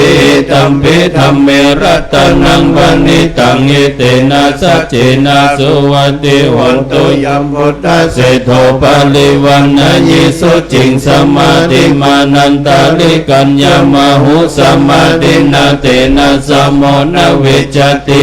ธัมปิธัมเมรัตนังบันิตังเอเตนะสัจเจนะสุวัติหนตุญิปุกกลาทัสสะตังปัสสตาจัตตาริเอตานิโยคานิหนติเตทักขินายาโสกตัสสะสาวกาเอเตสุรินานิมาปะลานิธัมปิสังเขรัตนังบันิตังเอเตนะสัจเจนะสุวัติหนตุญิสุปโยตามันนาสาธัมหินานิกามิโนโคตมัสสะสนัมปิติปฏิปตามาตังวิไคหารัตโมทานิพุตติงปุญจมานาอินธัมปิสังเขรัตนังบันิตังเอเตนะสัจเจนะสุวัติหนตุขีนังปุรานังนวังนาติสัมภวังวิรตจิตตัญญติเกภวะสมิงเตขีนะพิชาพิฉันทานิพันเตเทนายะทายัมปฏิโปอิธัมปิสังเขรัตนังบันิตังเอเตนะสัจเจนะสุวัติหนตุ ตัญจะสัพพะโล กัสสมิงมานะสัมภวะเยอปะริมานังวุตังอโทจติริยัญจาสัมบันทังอเวลังอสัพพะทังดิทันจลังนิสินโนอาส สยานุวโย ตัสสะเวกัตตามิโตเอตังสติงอติตยาพระมะเมตตังวิหารังอิทัมมโหติตินจานุปกัมมสีลวาทัสสะเนนะสัมปันโนกามิสุวินัยเกตังนะหิจตุคัมภะสยาปุณณเลติติกาลานิยเมตตาสุตัง อัปปมาโนบุ พุ ต ทโธอัปปมาโนธัมโมอัปปมาโนสังโฆปมานะวันตานิสิลิงสัปปนิอาหิวิจิกาสัตตปฏิวุณนันนาปิสละโพโมสิกากัตตะเมรักขาตัตตะเมปริตาปฏิกัมมันตุภูตานิโสหังนะโมภะคะวะโตนะโมสัตตานังสัมมาสัมพุทธานา ตังกะภริตาอุเดทยัญจักขุ ภูมาเอกราชาหาลิสวรรณปันทวิปปะโสตังตังนามัสสมิหาลิสวรรณัง ตัก วิปปะสังตยาจักขุตาวิหาเลมุรติเยพัมมานาเวทกุสัพพะธรรมเมติเมนะโมเตจามังปะรายันตุนามัตถุปุตตานังนามัตถุโพธิญาณโมวิมุตตานังนะโม วิมุตติยา อิมังโสปาลิตังกัตตัวโมโรจลติเอสนาเปตยัญจักขุมาเอกราชาลิสวรรณปันทวิปปะโสตังตั ตังนามัสสามิหาริสวรนังปะทามิปะภาสังทายาจักขุตา วิอาริมุรติเยบรม มนาเวตโคสัพพะธรรมเมเตเมนะโมเตจามังปะลายันตุนามัตตุพุทธานังนามัตถุโพธิญาณโมวิมุตตานังนะโม วิมุตติยาอิมังโส ปาริตังกัตตวโมโลภะสัมภะกัปปะยิติโมระปาริตัง อัตติโลเกศิละ ปุณโญสัจจังสุจยานุตตยเตนะสัจเจนะกามิสัจจกิริยาม นุตตรังอวัจจิตตวธรรมะบาลังสริตวมุปเกชิเนสัจจะบาลามวัสสยา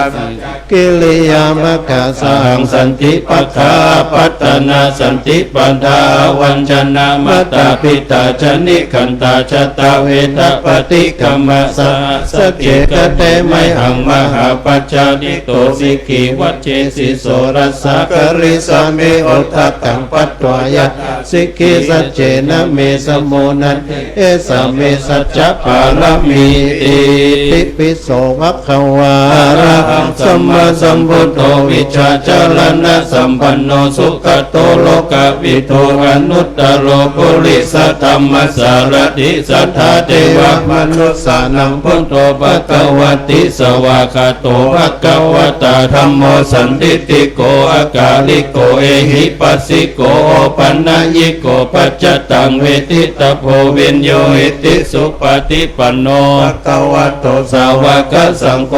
จุปฏิปันโนภะคะวะโตสาวกสังโฆ ยายะปฏิปันโน ภะคะวะโตสาวกสังโฆสัมมิจิปฏิปันโนภะคะวะโตสาวกสังโฆยะติทังจัตตาริปุริสายุคันนิอัตถปุริสปุกาลา เอสัมภะคะวะโต สาวกสังโฆอาหุนายโยปะหุนายโยตักขินายโยอัญจาริกาลนิโยอนุตตลัง บุญญาเขตทั้งโล โล กั กั ส ส สา สา ติ ติ มหาการุณิโกนาโถ หิ หิ ตา ตาย ยาสัพพปานินังโพเลตัวปาลมีสัมปะปัตโตสัมปติมุตตมังเอเตนะสัจจวัจเจนะ โอตุเตชัยยะ มังคลังจยันโตโบธิญามุเลสักกายานังนันติวัตโนเอวังตวังวิจโยโหหิจยาสุจยะมังคะเลอปัลลาจิตตาปัลลังเกสิเสปันทาวิโปกะเล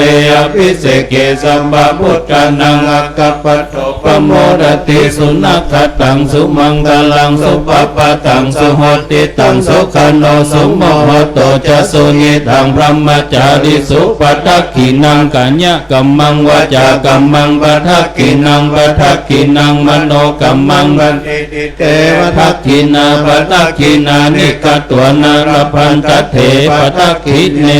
โสอัทธลัตโท สุกิโตวิรุณลาโหพุทธศาสเนอโลโกสุกิโตโหหิสหัสสพเพหิยาติภิสาทะลัทธาสุกิตาวิรุณลาหาพุทธศาสเนอโรคาสุกิตาโหหิสหัสสพเพหิยาติภิเตอัทธลัทธาสุกิตาวิรุณลาหาพุทธศาสเนอโรคาสุกิตาโหทัสสหัสสพเพหิยาติภิ นาติเมส ส ร ร ณั นั ง งอัญญังพุทโธเมสรนังวรังเอเตนะสัจวัจเจนะโหตุเตจยมังคลังนัตถิเมสรนังอัญญังธัมโมเม สรณังวรังเอเตนะสั สั จ จวัจเจนะโหตุเตจยมังคลังนัตถิเมสรนังอัญญังสังโฆเมสรนังวรังเอเตนะสัจวัจเจนะโหตุเตจยมังคลัง ยังกินจิรั รั ต ตนังโลเกวิจติวิวิดังพุทโธรัตนังพุทธสัมมังนัตถิตัสสมาโสติภวันตุเตยังกินจิรัตนังโลเกวิจติวิวิดังพุทโธรัตนังธัมมังสัมมังนัตถิตัสสมาโสติภวันตุเตยังกินจิรัตนังโลเกวิจติวิวิดังพุทโธรัตนังสั สั ง ง ฆ ฆาสัม นัตถิตัสสมาโสติภวันตุเต ยันดุลนิมิตตัง อาวะมังกลัญจโยจามันนะโปสะโกนัสสะสะโตปะปะคะโหตุสุปินังกันตังพุทธา นุภาเวนะวินาสเมตุยันตุนิมิตตังอวะมังกลัญจโยจามนะโปสกุณสะสะโทภะคะโอโดสุบินากันตังธัมมานุภาเวนะวินาสเมตุยันตุนิมิตตังอวะมังกลัญจโยจามนะโปสกุณสะสะโทปะปะคะวะโตสุบินากันตังสังฆานุภาเวนะวินาสเมตุขัปปตาจนิทุ ทุกขาพยาปตาจนิพพญาโสกัปปตาจนิโสกาหุตุสัพเพปิปานิโนเอตาวตาจามหิสัมปันธังปุญญสัมปันธังสัพเพเทวานุโมดันโตสัพพสัมปติสิทธิญาตานังตัตันโตสัตยาสีลังลักขันตุสัพพตาภาวนาปิลตาหุตุกัจฉันตุเทวตาคตาสัพเพพุทธาภลัพปัตตาปัจเจกานันจะยังพลังอรหันตานันจะเตเชนะรักขังพันธามิสัพพะโส สุโขพุทธานัง อุปาโทสุขาสัทธรรมเทศนาสุขาสังฆสะสามัคคีสัมมัคคานังตะโพสุโขคัตติโยเสโตชเนตัสสมิงเยโคตปฏิจายโนวิชาจารณะสัมปันโนโสเสโทเทวมนุเสทิวาตปฏิอธิโจรติมาปฏิจันติมาสันนโทคัตติโยตปฏิจายตปฏิพรามโนอัฏฐสัพพมโหรตังพุทโธตปฏิเตจสา โรคยะ ปัลลมาลาภาสันตุติปรมังกนังวิสัสสะปรมายตินิพพานังปรมังสุขัง สาธุกับพระสงฆ์ทรงสำนักศักดิ์ที่รับอาราธนานิมนต์80 รูปนะครับที่อาจสงฆ์เบื้องขวานั้นมีพระเดชพระคุณหลวงพ่อพระเทพวชิราธิบดีเจ้าคณะภาค 6-7 ธรรมยุทธนะครับวัดป่าดาราพิรมพระลำหลวงอำเภอแม่ริมเป็นประธานนำคณะสงฆ์ทั้ง80 รูปใน4อำเภอของจังหวัดเชียงใหม่เจริญพระพุทธมนต์ศรัทธาสาธุชนท่านประธานในพิธีครับท่านจะเห็นว่าพระมหาเถระ2 รูปดำรงตำแหน่งเจ้าคณะภาคพร้อมกันคือพระเดชพระคุณหลวงพ่อพระธรรมเสนาบดีเจ้าวาดวัดพระธาตุดอยสุเทพนะครับดำรงตำแหน่งเจ้าคณะภาคคณะใหญ่คณะมหานิกายแล้วก็พระเดชพระคุณหลวงพ่อพระเทพวชิราธิบดีดำรงตำแหน่งเจ้าคณะภาค 6 และ 7 คณะธรรมยุทธซึ่งทั้ง2 รูปอยู่เคียงข้างซึ่งกันและกันแล้วนะครับในพิธีนี้เป็นมงคลยิ่งสำหรับเราทุกท่านลำดับนี้จะขอเรียนเชิญท่านประธานในพิธีได้น้อมบูชากันพระพุทธนะครับน้อมถวายแด่พระพุทธองค์แทนแห่งองค์สมเด็จพระสัมมาสัมพุทธเจ้าพระพุทธปฏิมาเบื้องหน้าโต๊ะหมู่บูชาน้อมถวายบูชาบุรพาจารย์องค์สำคัญคือพระครูบาเจ้าศรีวิชัยผู้สร้างถนนขึ้นสู่ดอยสุเทพแห่งนี้นะครับเป็นระยะเวลาที่เปิดใช้ถนนตั้งแต่ปี 2478 ถึงปีนี้ 90 ปีเต็มเมื่อวันที่ 30 เมษายนและเป็นผู้บูรณะปฏิสังขรณ์พระอารามและก็พระธาตุดอยสุเทพและจะน้อมถวายแด่พระเดชพระคุณหลวงปู่พระมงคลวชิรานันท์หลวงพ่อเจ้าคุณพระเทพมุนีหลวงพ่อเจ้าคุณพระภาวนา พระวชิระภาวนาวิปัสสนาธุระจากวัดพระพุทธบาทตากผ้าจังหวัดลำพูนขอเรียนเชิญครับ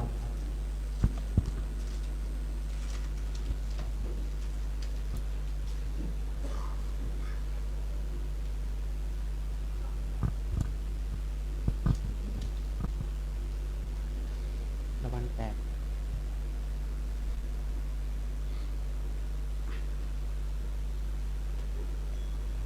ซึ่งวัตถุทายธรรมเครื่องสักการะอันเลิศประกอบไปด้วยพวงดอกไม้ธูปเทียนผ้าไตรธงชัยแห่งพระอรหันต์ชุดน้ำชาที่เป็นตราสัญลักษณ์ของวัดพระธาตุดอยสุเทพในเมตตาแห่งพระเดชพระคุณได้จัดถวายคณะสงฆ์อย่างน้อยวันละ80 ชุดนะครับเป็นบุญของศรัทธาญาติโยมที่ได้ร่วมกันในการน้อมถวายในนามพระเดชพระคุณหลวงพ่อคณะสงฆ์คณะศิษย์แห่งวัดพระธาตุดอยสุเทพและเราชาวเชียงใหม่นำโดยท่านผู้ว่าราชการจังหวัดผู้แทนท่านผู้ว่าราชการจังหวัดส่วนราชการทุกท่านนะครับ พร้อมทั้งกับปิยพันธ์ปัจจัยขณะนี้ได้น้อมถวายแด่พระเอกพระคุณหลวงปู่พระมงคลวชิรานันท์พระมหาเถระผู้รัตตัญญูอายุวัด92 ปีนะครับจะได้น้อมถวายแด่หลวงพ่อเจ้าคุณพระเทพมุนีวัดปากน้ำภาษีเจริญกรุงเทพมหานครหลวงพ่อเจ้าคุณพระเทพมุนีเป็นชาวอำเภอพร้าวนะครับเป็นพระมหาเถระของคณะสงฆ์ไทยพระราชาคณะชั้นเทพ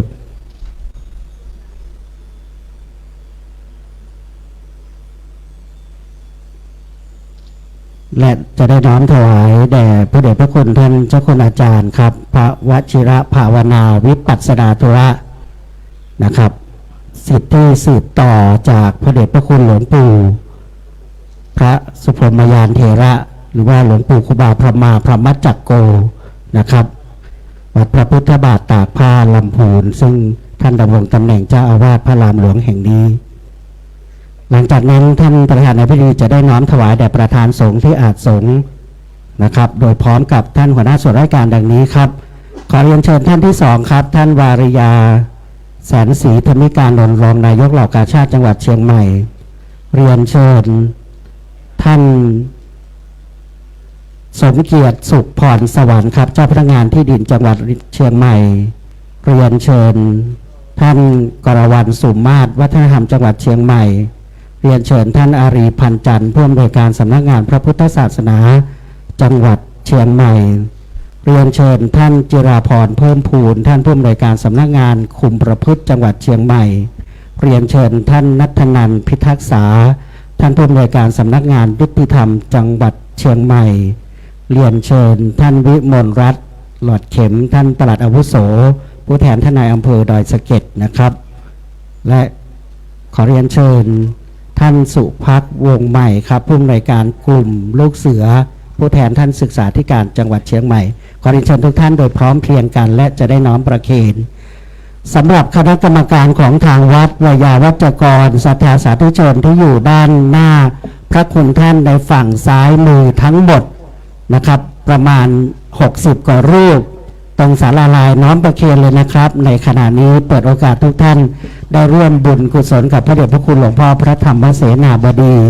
ได้จัดกับปิยพันธ์ปัจจัยวัตถุทายธรรมอันปราณีตและให้ทุกท่านได้ร่วมอนุโมทนาบุญนะครับน้อมประเคนแด่หลวงพ่อเจ้าคณะอำเภอรองอำเภอเจ้าคณะตำบลใน4อำเภอนะครับมีอำเภอเชียงดาวอำเภอแม่ริมอำเภอสันป่าตองเป็นต้นนะครับและอำเภอสันทรายนะครับมีหลวงพ่อเจ้าคณะอำเภอมาด้วย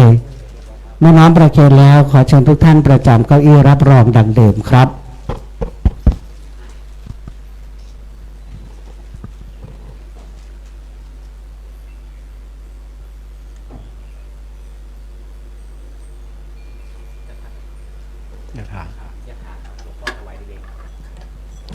ครับขอรับด้วยตาคณะสงฆ์ทั้งนั้นได้ตั้งอนุโมทนาวิธีและพระเดชพระคุณหลวงพ่อพระธรรมเสนาบดีจะได้ถวายอดิเรกถวายพระพรแด่พระบาทสมเด็จพระเจ้าอยู่หัวขอกราบอาราธนาครับยะถาวาริวาหาปุราปริปุเรนติสาครังเอวะเมวะอิโตทินังเปตานังอุปกัปปติอิจิตังปฏิตังตุมหังคิปะเมวะสมิจจตุสัพเพปุเรนตุสังกปาจันโทปนรโสยถามณิโชติรโสย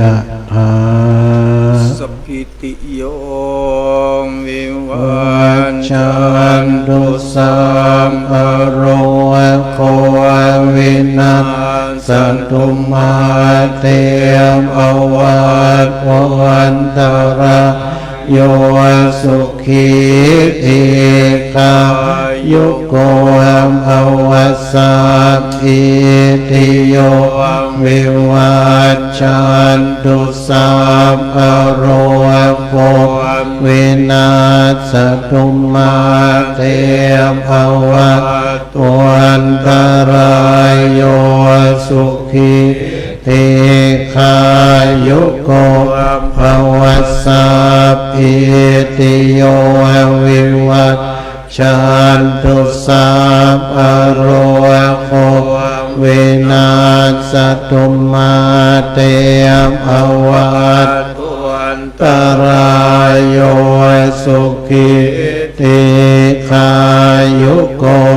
ภวะอภิวาทนาสิเลสนิจจังปัจจายโนจัตตารโอธรรมวัฏันติอายุวันโนสุขังวาลังโสอัตตลัตโตสุขิโตวิรุณโอปุทัสสะสะเนอโรโคสุขิโตโหหิสหัสสะเพหิยาติปิโสอัตตลัตโตสุขิโตวิรุณโอปุทัสสะสะเนอโรโคสุขิโตโหหิสหัสสะเพหิยาติปิโสอัตตลัตโตสุขิโตวิรุณพุทธัสสะสะเนอโรโคสุขิโตโหหิสหัสสะเพหิยาติภิอติเลกวัสสตังชีวตุอติเลกวัสสตังชีวตุอติเลกวัสสตังชีวตุทีคายุโกโหตุอโรโคโหตุทีคายุโกโหตุอโลโคโหตุสุขิโตโหตุ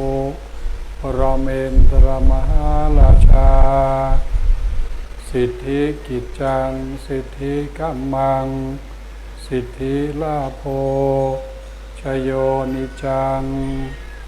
พระเมนตรมหาราชวรสะ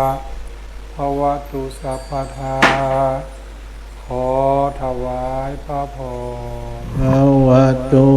สัพพมังคลังรักขันตุสัพพเทวตาสัพพพุทธานุภาเวนัสสัทธาโสทิภวันตุเตภวันตุสัพพมังคลังรักขันตุสัพพเทวตาสัพพธัมมานุภาเวนัสสัทธาโสทิภวันตุเตภวันตุสัพพมังคลังรักขันตุสัพพเทวตา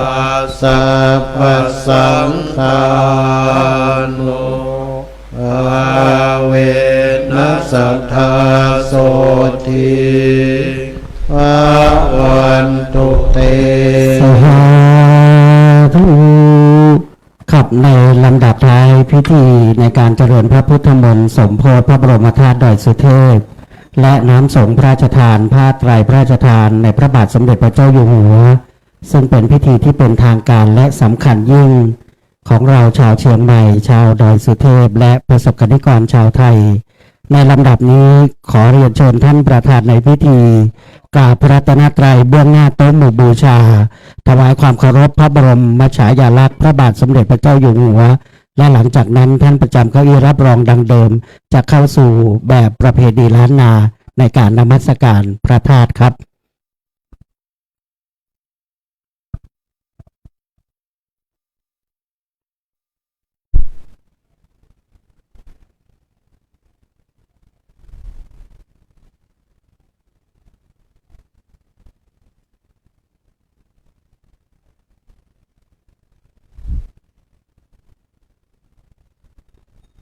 ขอเรียนเชิญทุกท่านโปรดยืนขึ้นครับ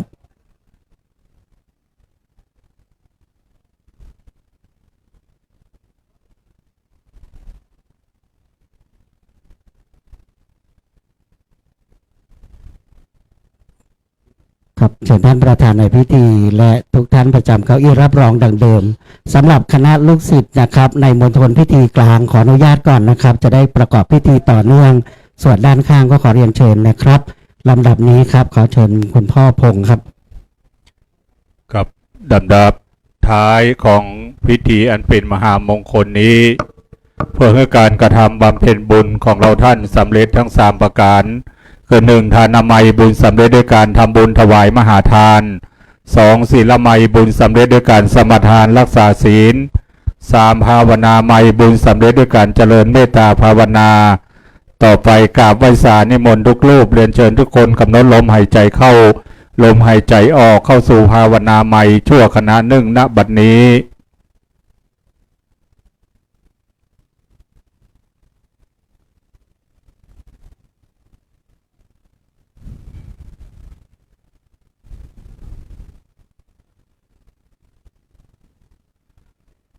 กับพอควรสวดแผ่เมตตาสบับเมืองเหนือล้านนาพร้อมกันนะครับ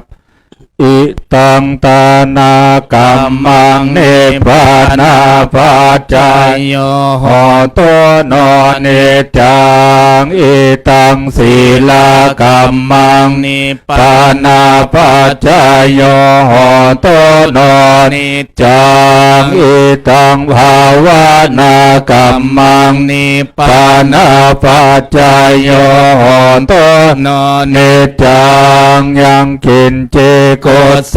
ลังกาตาปังกัมมังสาเปเฮกาเตเฮกาตังพุญญังโนอาโนโมตันโตโสนันโตพนโตเยเตวาอาสามิงทาเนอาทิคาตาทิคายุกาสัทธาหนโตสัพพาสัตตานังโสเขอาตานังภาริหารันโตมาตาปิตาโสขิตาหนโตโตคาปามนจันโตสัพเพยาตากาโสขิตาหนโตโตคาปามนจันโตสัพเพอายาตากาโสขิตาหนโตโตคาปามนจันโตสัพเพปิสาสัพเพยัคขาสัพเพเปตาโสขิตาหนโตโตคาปามนจันโตสัพเพนาคาตาโสขิตาหนโตโตคาปามนจันโตสัพเพเทวาโสขิตาหนโตโตคาปามนจันโตสัพเพอาจาริโยปัจจายโสขิตาหนโตโตคาปามนจันโตสัพพะสัมปาตินัสสะเมจันโตโววันธาเมพุทธังสัพพังเมโทสังฆามาธาเมพันเทวันธาเมธัมมังสัพพังเมโทสังฆามาธาเมพันเทวันธาเมสโรอุปัชฌายาจาริเยสัพพังเมโทสังฆามาธาเมพันเทวันธาเมกัมมัฏฐานังสัพพังเมโตสังฆามาธาเมพันเทวันธาเมอาราเมภัตตาสีมายังสัพพังเมโตสังฆามาธาเมพันเทวันธาเมเจติยังสัพพังสัพพะทาเนโสปฏิทิตาสาเรลาธาโตมหาโพธิงพุทธะโลปังสากาสัทธานาคาโลเกเทวาโลเกภัมมาโลเกจัมโพธิเปลังกาทิเปสาริลาธาโตโยเกสาธาโตโยอาราหันตาธาโตโยเจติยังขันธาโกติงจตุราสิติสาหัสเสธัมมากันเทสัพเพสังปาทาเสเทยังอาหังวันดาเมสาภาโสต่อไปกล่าวคำไหว้คำบูชาพระบรมธาตุโดยสุเทพให้ ให้ทุกท่านตั้งนะโมสามจบพร้อมกันแล้วว่าตามกับผมเป็นวักๆนะครับนะโมตัสสะภะคะวะโตอะระหะโตสัมมาสัมพุทธัสสะนะโมตัสสะภะคะวะโตอะระหะโตสัมมาสัมพุทธัสสะนะโมตัสสะภะคะวะโตอะระหะโตสัมมาสัมพุทธัสสะสุวรรณเจติยัง สุวรรณเจติยัง เกสาวระ เกสาวรา มัทธลุงคัง มัทธลุงคัง วรัญญธาตุง วรัญญธาตุง สุเทวะนามกัง สุเทวนามกัง นระเทเวหิ นระเทเวหิ สัพพะปูชิตัง สัพพะปูชิตัง อหังวันทามิ อหังวันทามิ สัพพทา สัพพทา ปัญญวา ปัญญวา อัสมิงเยวะ อัสมิงเยวา จันทิมา จันทิมา อิวะทารยัง อิวะทารยัง ปิตะกัตตเย ปิตกัตตเย ศาสนา ศาสนา นิยานิเกติ นิยานิเกติ โมฆะ โมคา ปัทมวลัง ปัทมวรัง อปายะ อปายา นิวารนัง นิวารนัง อระหัง อระหัง สักขโสปานัง สักขโสปานัง ปัทมัง ปัทมัง อุปัชชัง อุปัชชัง คหาเปตวา ขหาเปตวา ปัตตะจีวรัง ปัตตจีวรัง ยังชาตัง ยังชาตัง สังฆมัชเช สังฆมัชเช ปุจฉา ปุจฉา สวาหา สวาหาก ราบหนึ่งกราบสองกราบสาม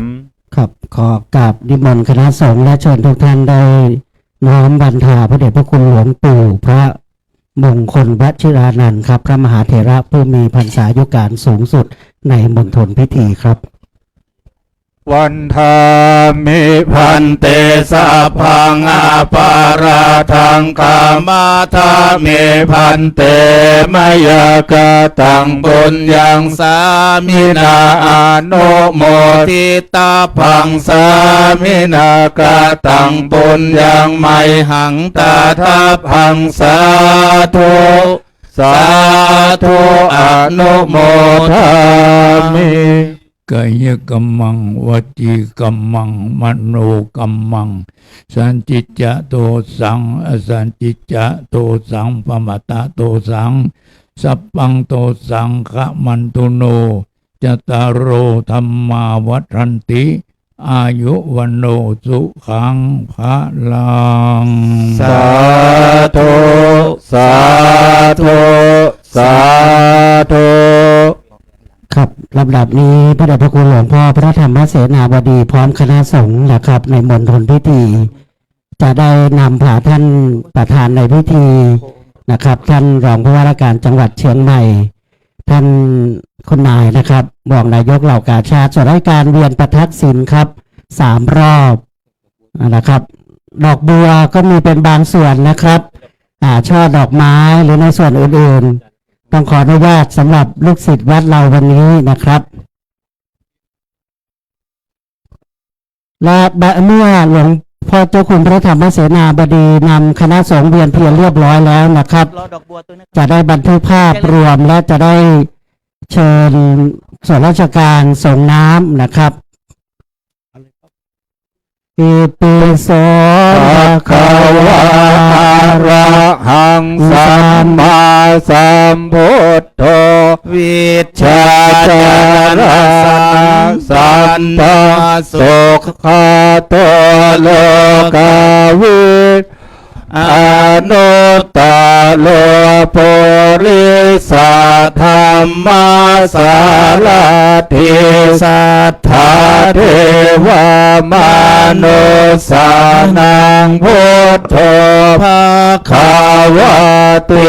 สาวะคาโตภะคะวะตาธัมโมสันทิฏฐิโกอาการิโกหิปัสสิโกโอปานา ยิโกปัจจตังเวทิตาโพวินโยหิติสุปฏิปันโนภะคะวะโตสาวกสังโฆอุชุปฏิปันโนภะคะวะโตสาวกสังโฆยายาปฏิปันโนภะคะวะโตสาวกสังโฆสามิติปฏิปันโนภะคะวะโตสาวกสังโฆยาติทางจัตตาริปุริสโยคาเนอัตถาปุริสาปุคาลาเอสาภะคะวะโตสาวกสังโฆอาโหเนยโยปาโหเนยโยทักเขเนยโยอัญชาลิการานิโยอนุตตารังบุญญาเขตังโลกาสาติอิติปิโสภะคะวะอะระหังสัมมาสัมพุทโธวิชชาจารณะสัมปันโนสุขโตโลกวิทูอนุตตโรปุริสธรรมสารถิสัทธาเทวมนุสสา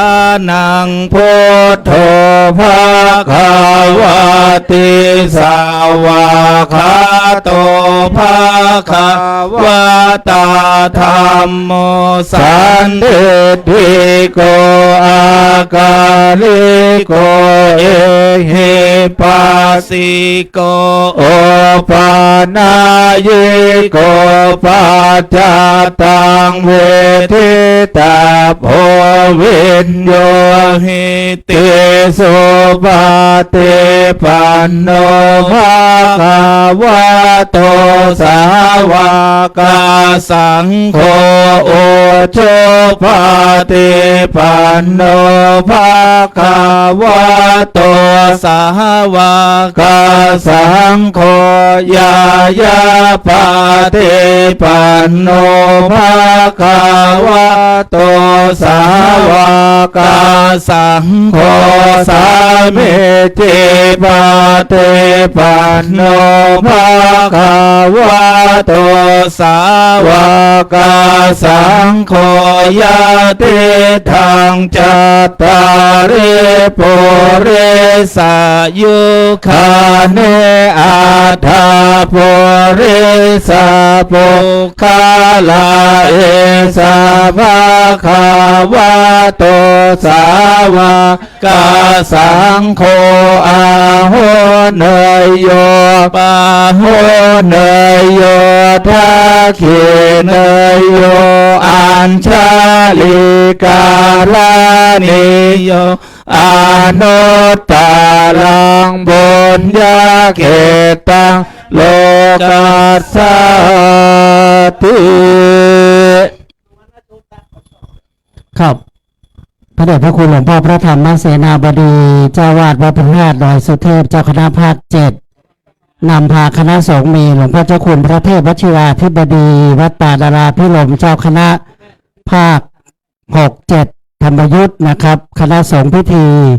และโดยท่านรองผู้ว่าการจังหวัดประธานในพิธีในนามผู้ว่าการจังหวัดท่านวิริยานะครับคุณนายนะครับรองนายกเหล่ากาชาติส่วนราชการทั้งท่านวทท่านพสจเสร็จแล้วขอรับเมตตาพระเดชพระคุณคณะสงฆ์กราบรับเมตตาหลวงปู่เจ้าคุณพระมงคลวชิรานันท์หลวงพ่อพระเทพมุนีนั่งที่เก้าอี้ครับบันทึกภาพหลวงพ่อเจ้าคุณเทพวชิระธีรคุณหลวงพ่อเจ้าคุณพระเทพวชิราธิบดีคณะสงฆ์นะครับหลวงพ่อเจ้าคุณพระศรีวัชรศาสตร์บัณฑิตเจ้าคุณพระวิสุทธิวัชราภรณ์ นะครับในชุดแรกขอเป็นคณะสงฆ์และคณะสงฆ์ก็จะคงอยู่ต่อก่อนนะครับหลังจากนั้นจะเป็นท่านรองผู้ว่าการจังหวัดหัวหน้าส่วนราชการกอบด้วยคุณนายนะครับท่านรองนายกเหล่ากาชาติภาพเหล่านี้นะครับจะปรากฏในไลฟ์สดของวัดพระธาตุดอยสุเทพและโฮมเพจนะครับเสร็จแล้วสำนักประชาสัมพันธ์ก็จะมีภาพเหล่านี้อยู่ใน PR เชียงใหม่และกลุ่มช่างภาพรัฐพิธีท่านประสงค์รูปภาพนะครับเข้าไปที่โฮมเพจ Facebook วัดพระธาตุดอยสุเทพโหลดได้นะครับในภาพมงคลเหล่านี้โดยเฉพาะหน่วยงานต่างๆต้องบอกว่าบางท่านไม่มีโอกาสได้มาถ้ามีโอกาสมาได้ถ่ายภาพก็จะได้ตีพิมพ์ในปีหน้าและท่านอัปโหลดภาพในหน่วยงานของท่านเขียนข่าวประชาสัมพันธ์นะครับประชาสัมพันธ์ข่าวบุญดีที่สุดนะครับในช่วงนี้มีพระมหาเถระพระราชาคณะถึง9รูปเลยนะครับหลวงพ่อภาคทั้ง2คณะ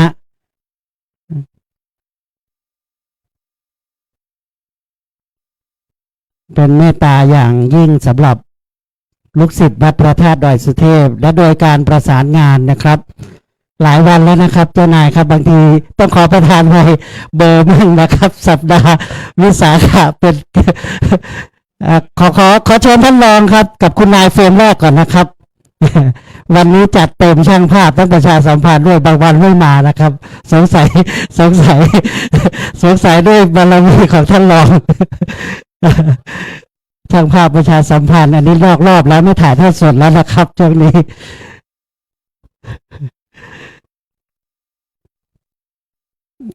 นับ5นะครับ5 4 3 2 1เชิญหัวหน้าส่วนทุกท่านครับผู้แทนทุกหน่วยงานชุดปกติขาวซ้ายขวาเลยครับ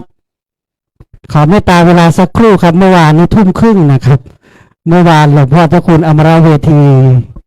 นำเจริญพระพุทธมนต์ทั้งเล่มเลยนะครับเมื่อวานวันนี้ยังพอมีเวลาอยู่ขอรับแล้วก็แดดร่มลมตกเชิญครับมีท่านผอ.คุมประพฤติท่านผอ.สำนักงานยุติธรรมท่านเจ้าพนักงานที่ดินจังหวัดนะครับท่านใหม่เป็นต้นนะครับกับผมเรียงลำดับตามตำแหน่งท่านนะครับตามตำแหน่งท่านในการถวายทายทานสวยงามครับวันนี้งดงามมากนะครับงดงามทุกๆวันนะครับ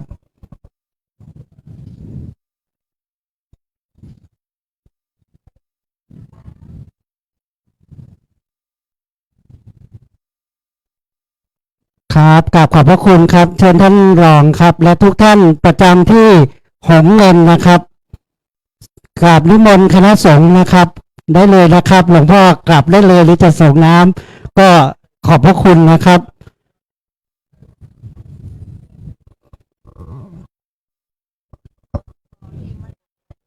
ทีมวัฒนธรรมเชิญครับ ท่านวัฒนธรรมขอบันทึกทุกวันนะครับ ต่อไป มาคนละทีมฝ่ายประสานงานก็ต้องแจ้งแต่ละวันเหมือนกัน ครับเจ็บหัวนะท่าน ผมประเบอร์แล้วครับวันเนี้ยมันวิสาขะไปเป็นสงกรานต์ไปแล้ว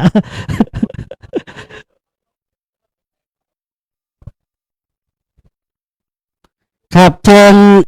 ทางสำนักงานวัฒนธรรมกับเจ้าหน้าที่พนักงานศูนย์พิธีนะครับเสร็จแล้วส่วนราชการส่งน้ำพระธาตุนะครับส่วนหลวงพ่อประสงค์จะไม่เท้าหลวงปู่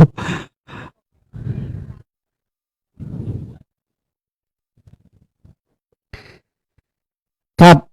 พระมหาเถระรูปใดนะครับจะส่งน้ำกับนิมนต์ตักใส่หงเงินเลยนะครับผมอธิษฐานบูชาเพราะบางรูปอาจจะไม่ได้มาในวันวิสาขะนะครับติดศาสนกิจที่วัดโดยเฉพาะพระรามหลวงที่พระรามจะมีพิธีเวียนเทียนการส่งน้ำพระทานจะมีในเวลา 4:30 น.วันที่11นะครับวันวิสาขบูชา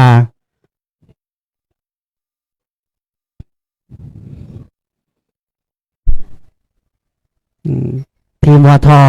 สุดยอดทุกวันนะครับ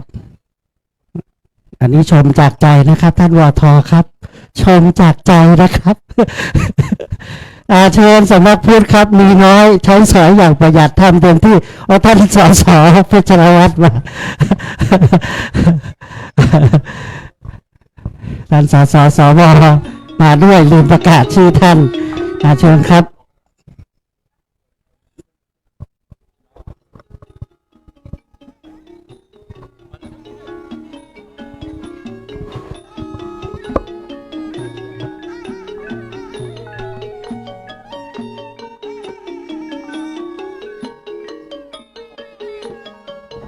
ครับทนายครับ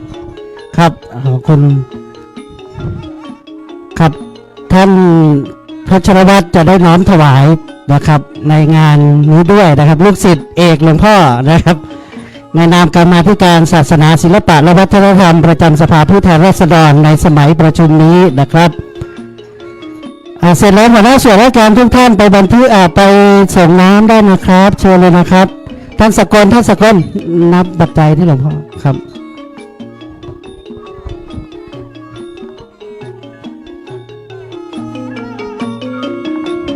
ครับเชิญเลยนะครับท่านได้ถ่ายภาพกับท่านสสท่านกรรมาธิการศาสนาศิลปะวัฒนธรรมสภาผู้แทนราษฎรนะครับ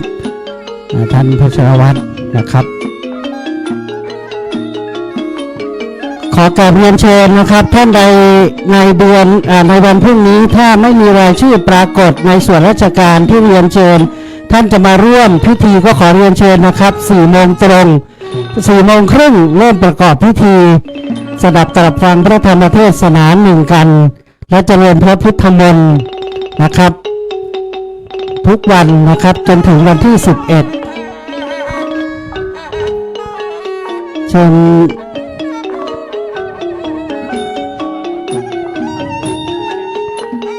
ิญครับถวายน้ำส่งพระธาตุดอยสุเทพเลยนะครับ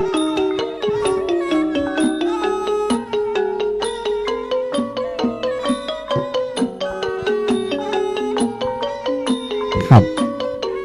โดยคณะสงฆ์ได้น้อมถวายตักน้ำสงฆ์เข้าในหงส์เงินนะครับเรียกว่ารัชตะหังสักคุณานะครับแล้วก็มีท่านรองผู้ว่าการจังหวัดและจะได้กดสวิตช์ทีเดียวเลยนะครับเชิญแขกผู้มีเกียรติทุกท่านตักทีละเล็กและน้อยอธิษฐานเยอะๆตักน้อยๆนะครับจะได้เต็มหงส์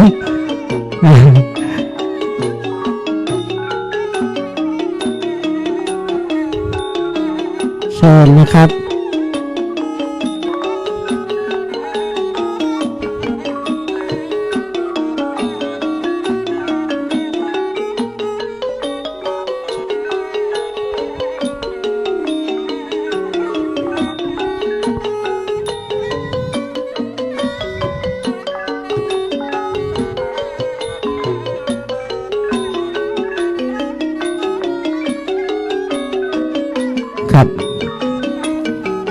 วันพรุ่งนี้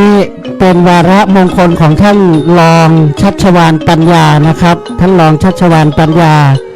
รองผู้ว่าราชการจังหวัดเชียงใหม่นะครับเป็นวาระของส่วนราชการในกำกับดูแลของท่านรองชัชวาลปัญญานะครับ4 โมงเรียนเชิญทุกท่าน1 โมงครึ่งเริ่มประกอบพิธีนะครับโดยส่วนใหญ่จะตรงตามกำหนดการ4 โมงครึ่งโดยประมาณนะครับสดับพระธรรมเทศนาประมาณ1 ชั่วโมงหรือ40 นาทีเจริญพระพุทธมนต์ประมาณ40 นาทีถึง1 ชั่วโมงใช้เวลาประกอบพิธีประมาณ2 ชั่วโมงครึ่งโดยประมาณนะครับรวมทั้งเวียนเทียนและประกอบถวายน้ำสงฆ์เนื่องในงานไหว้สาบารมีพระธาตุเจ้าดอยสุเทพและจะมีการเตียวขึ้นดอยที่สืบต่อโดยพระเดชพระคุณหลวงพ่อพระธรรมเสนาบดีจากครั้งอดีตใ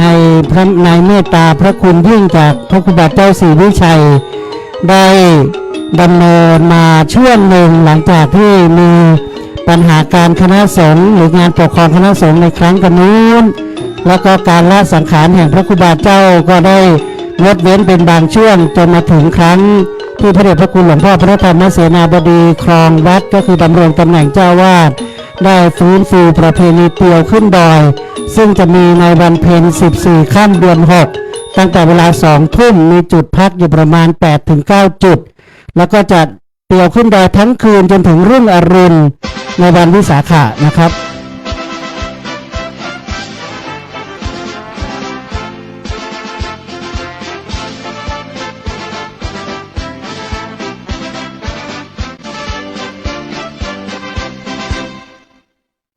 ทุกท่านสาธุดังๆท่านจะเห็นว่าหงส์เงินเป็นสื่อสำคัญงดงาม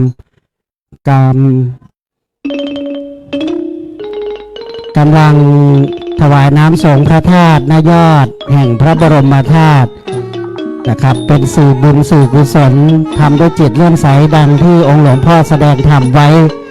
นะครับเมื่อเรามีใจเป็นบุญพึงรีบขวัญขวายในบุญนะครับไม่เช่นนั้นแล้วความชั่วบาปจะเข้ามาแทนที่นะครับนั่นคือสรุปง่ายๆจากเทศเมื่อสักครู่เป็นภาษาเข้าใจง่ายนะครับ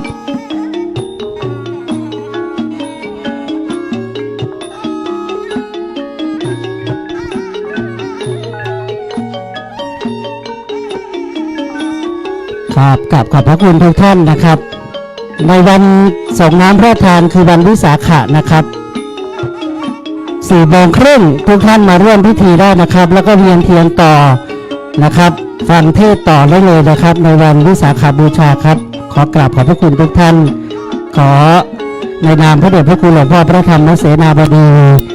เจ้าวาดวัดพระธาตุดอยสุเทพราชวรวิหารเจ้าคณะภาค7ขอบพระคุณคณะสงฆ์ทั้งปวงทั้ง4 อำเภอและจังหวัดลำพูนประมาณ80 รูปพระภิกษุสามเณรและอนุโมทนาบุญกับท่านรองผู้ว่าการจังหวัดเชียงใหม่ท่านศิวะธนิการนนท์พร้อมทั้งรองนายกเหล่ากาชาติส่วนราชการทุกภาคส่วนและคณะศรัทธาญาติโยมหัววัดชุมชนต่างๆที่นำผ่านสักการะมานะครับขอท่านเดินทางโดยสวัสดิภาพสวัสดิมงคลทุกประการเชิญท่านใดยังไม่ได้ถวายน้ำสงฆ์เชิญเลยนะครับ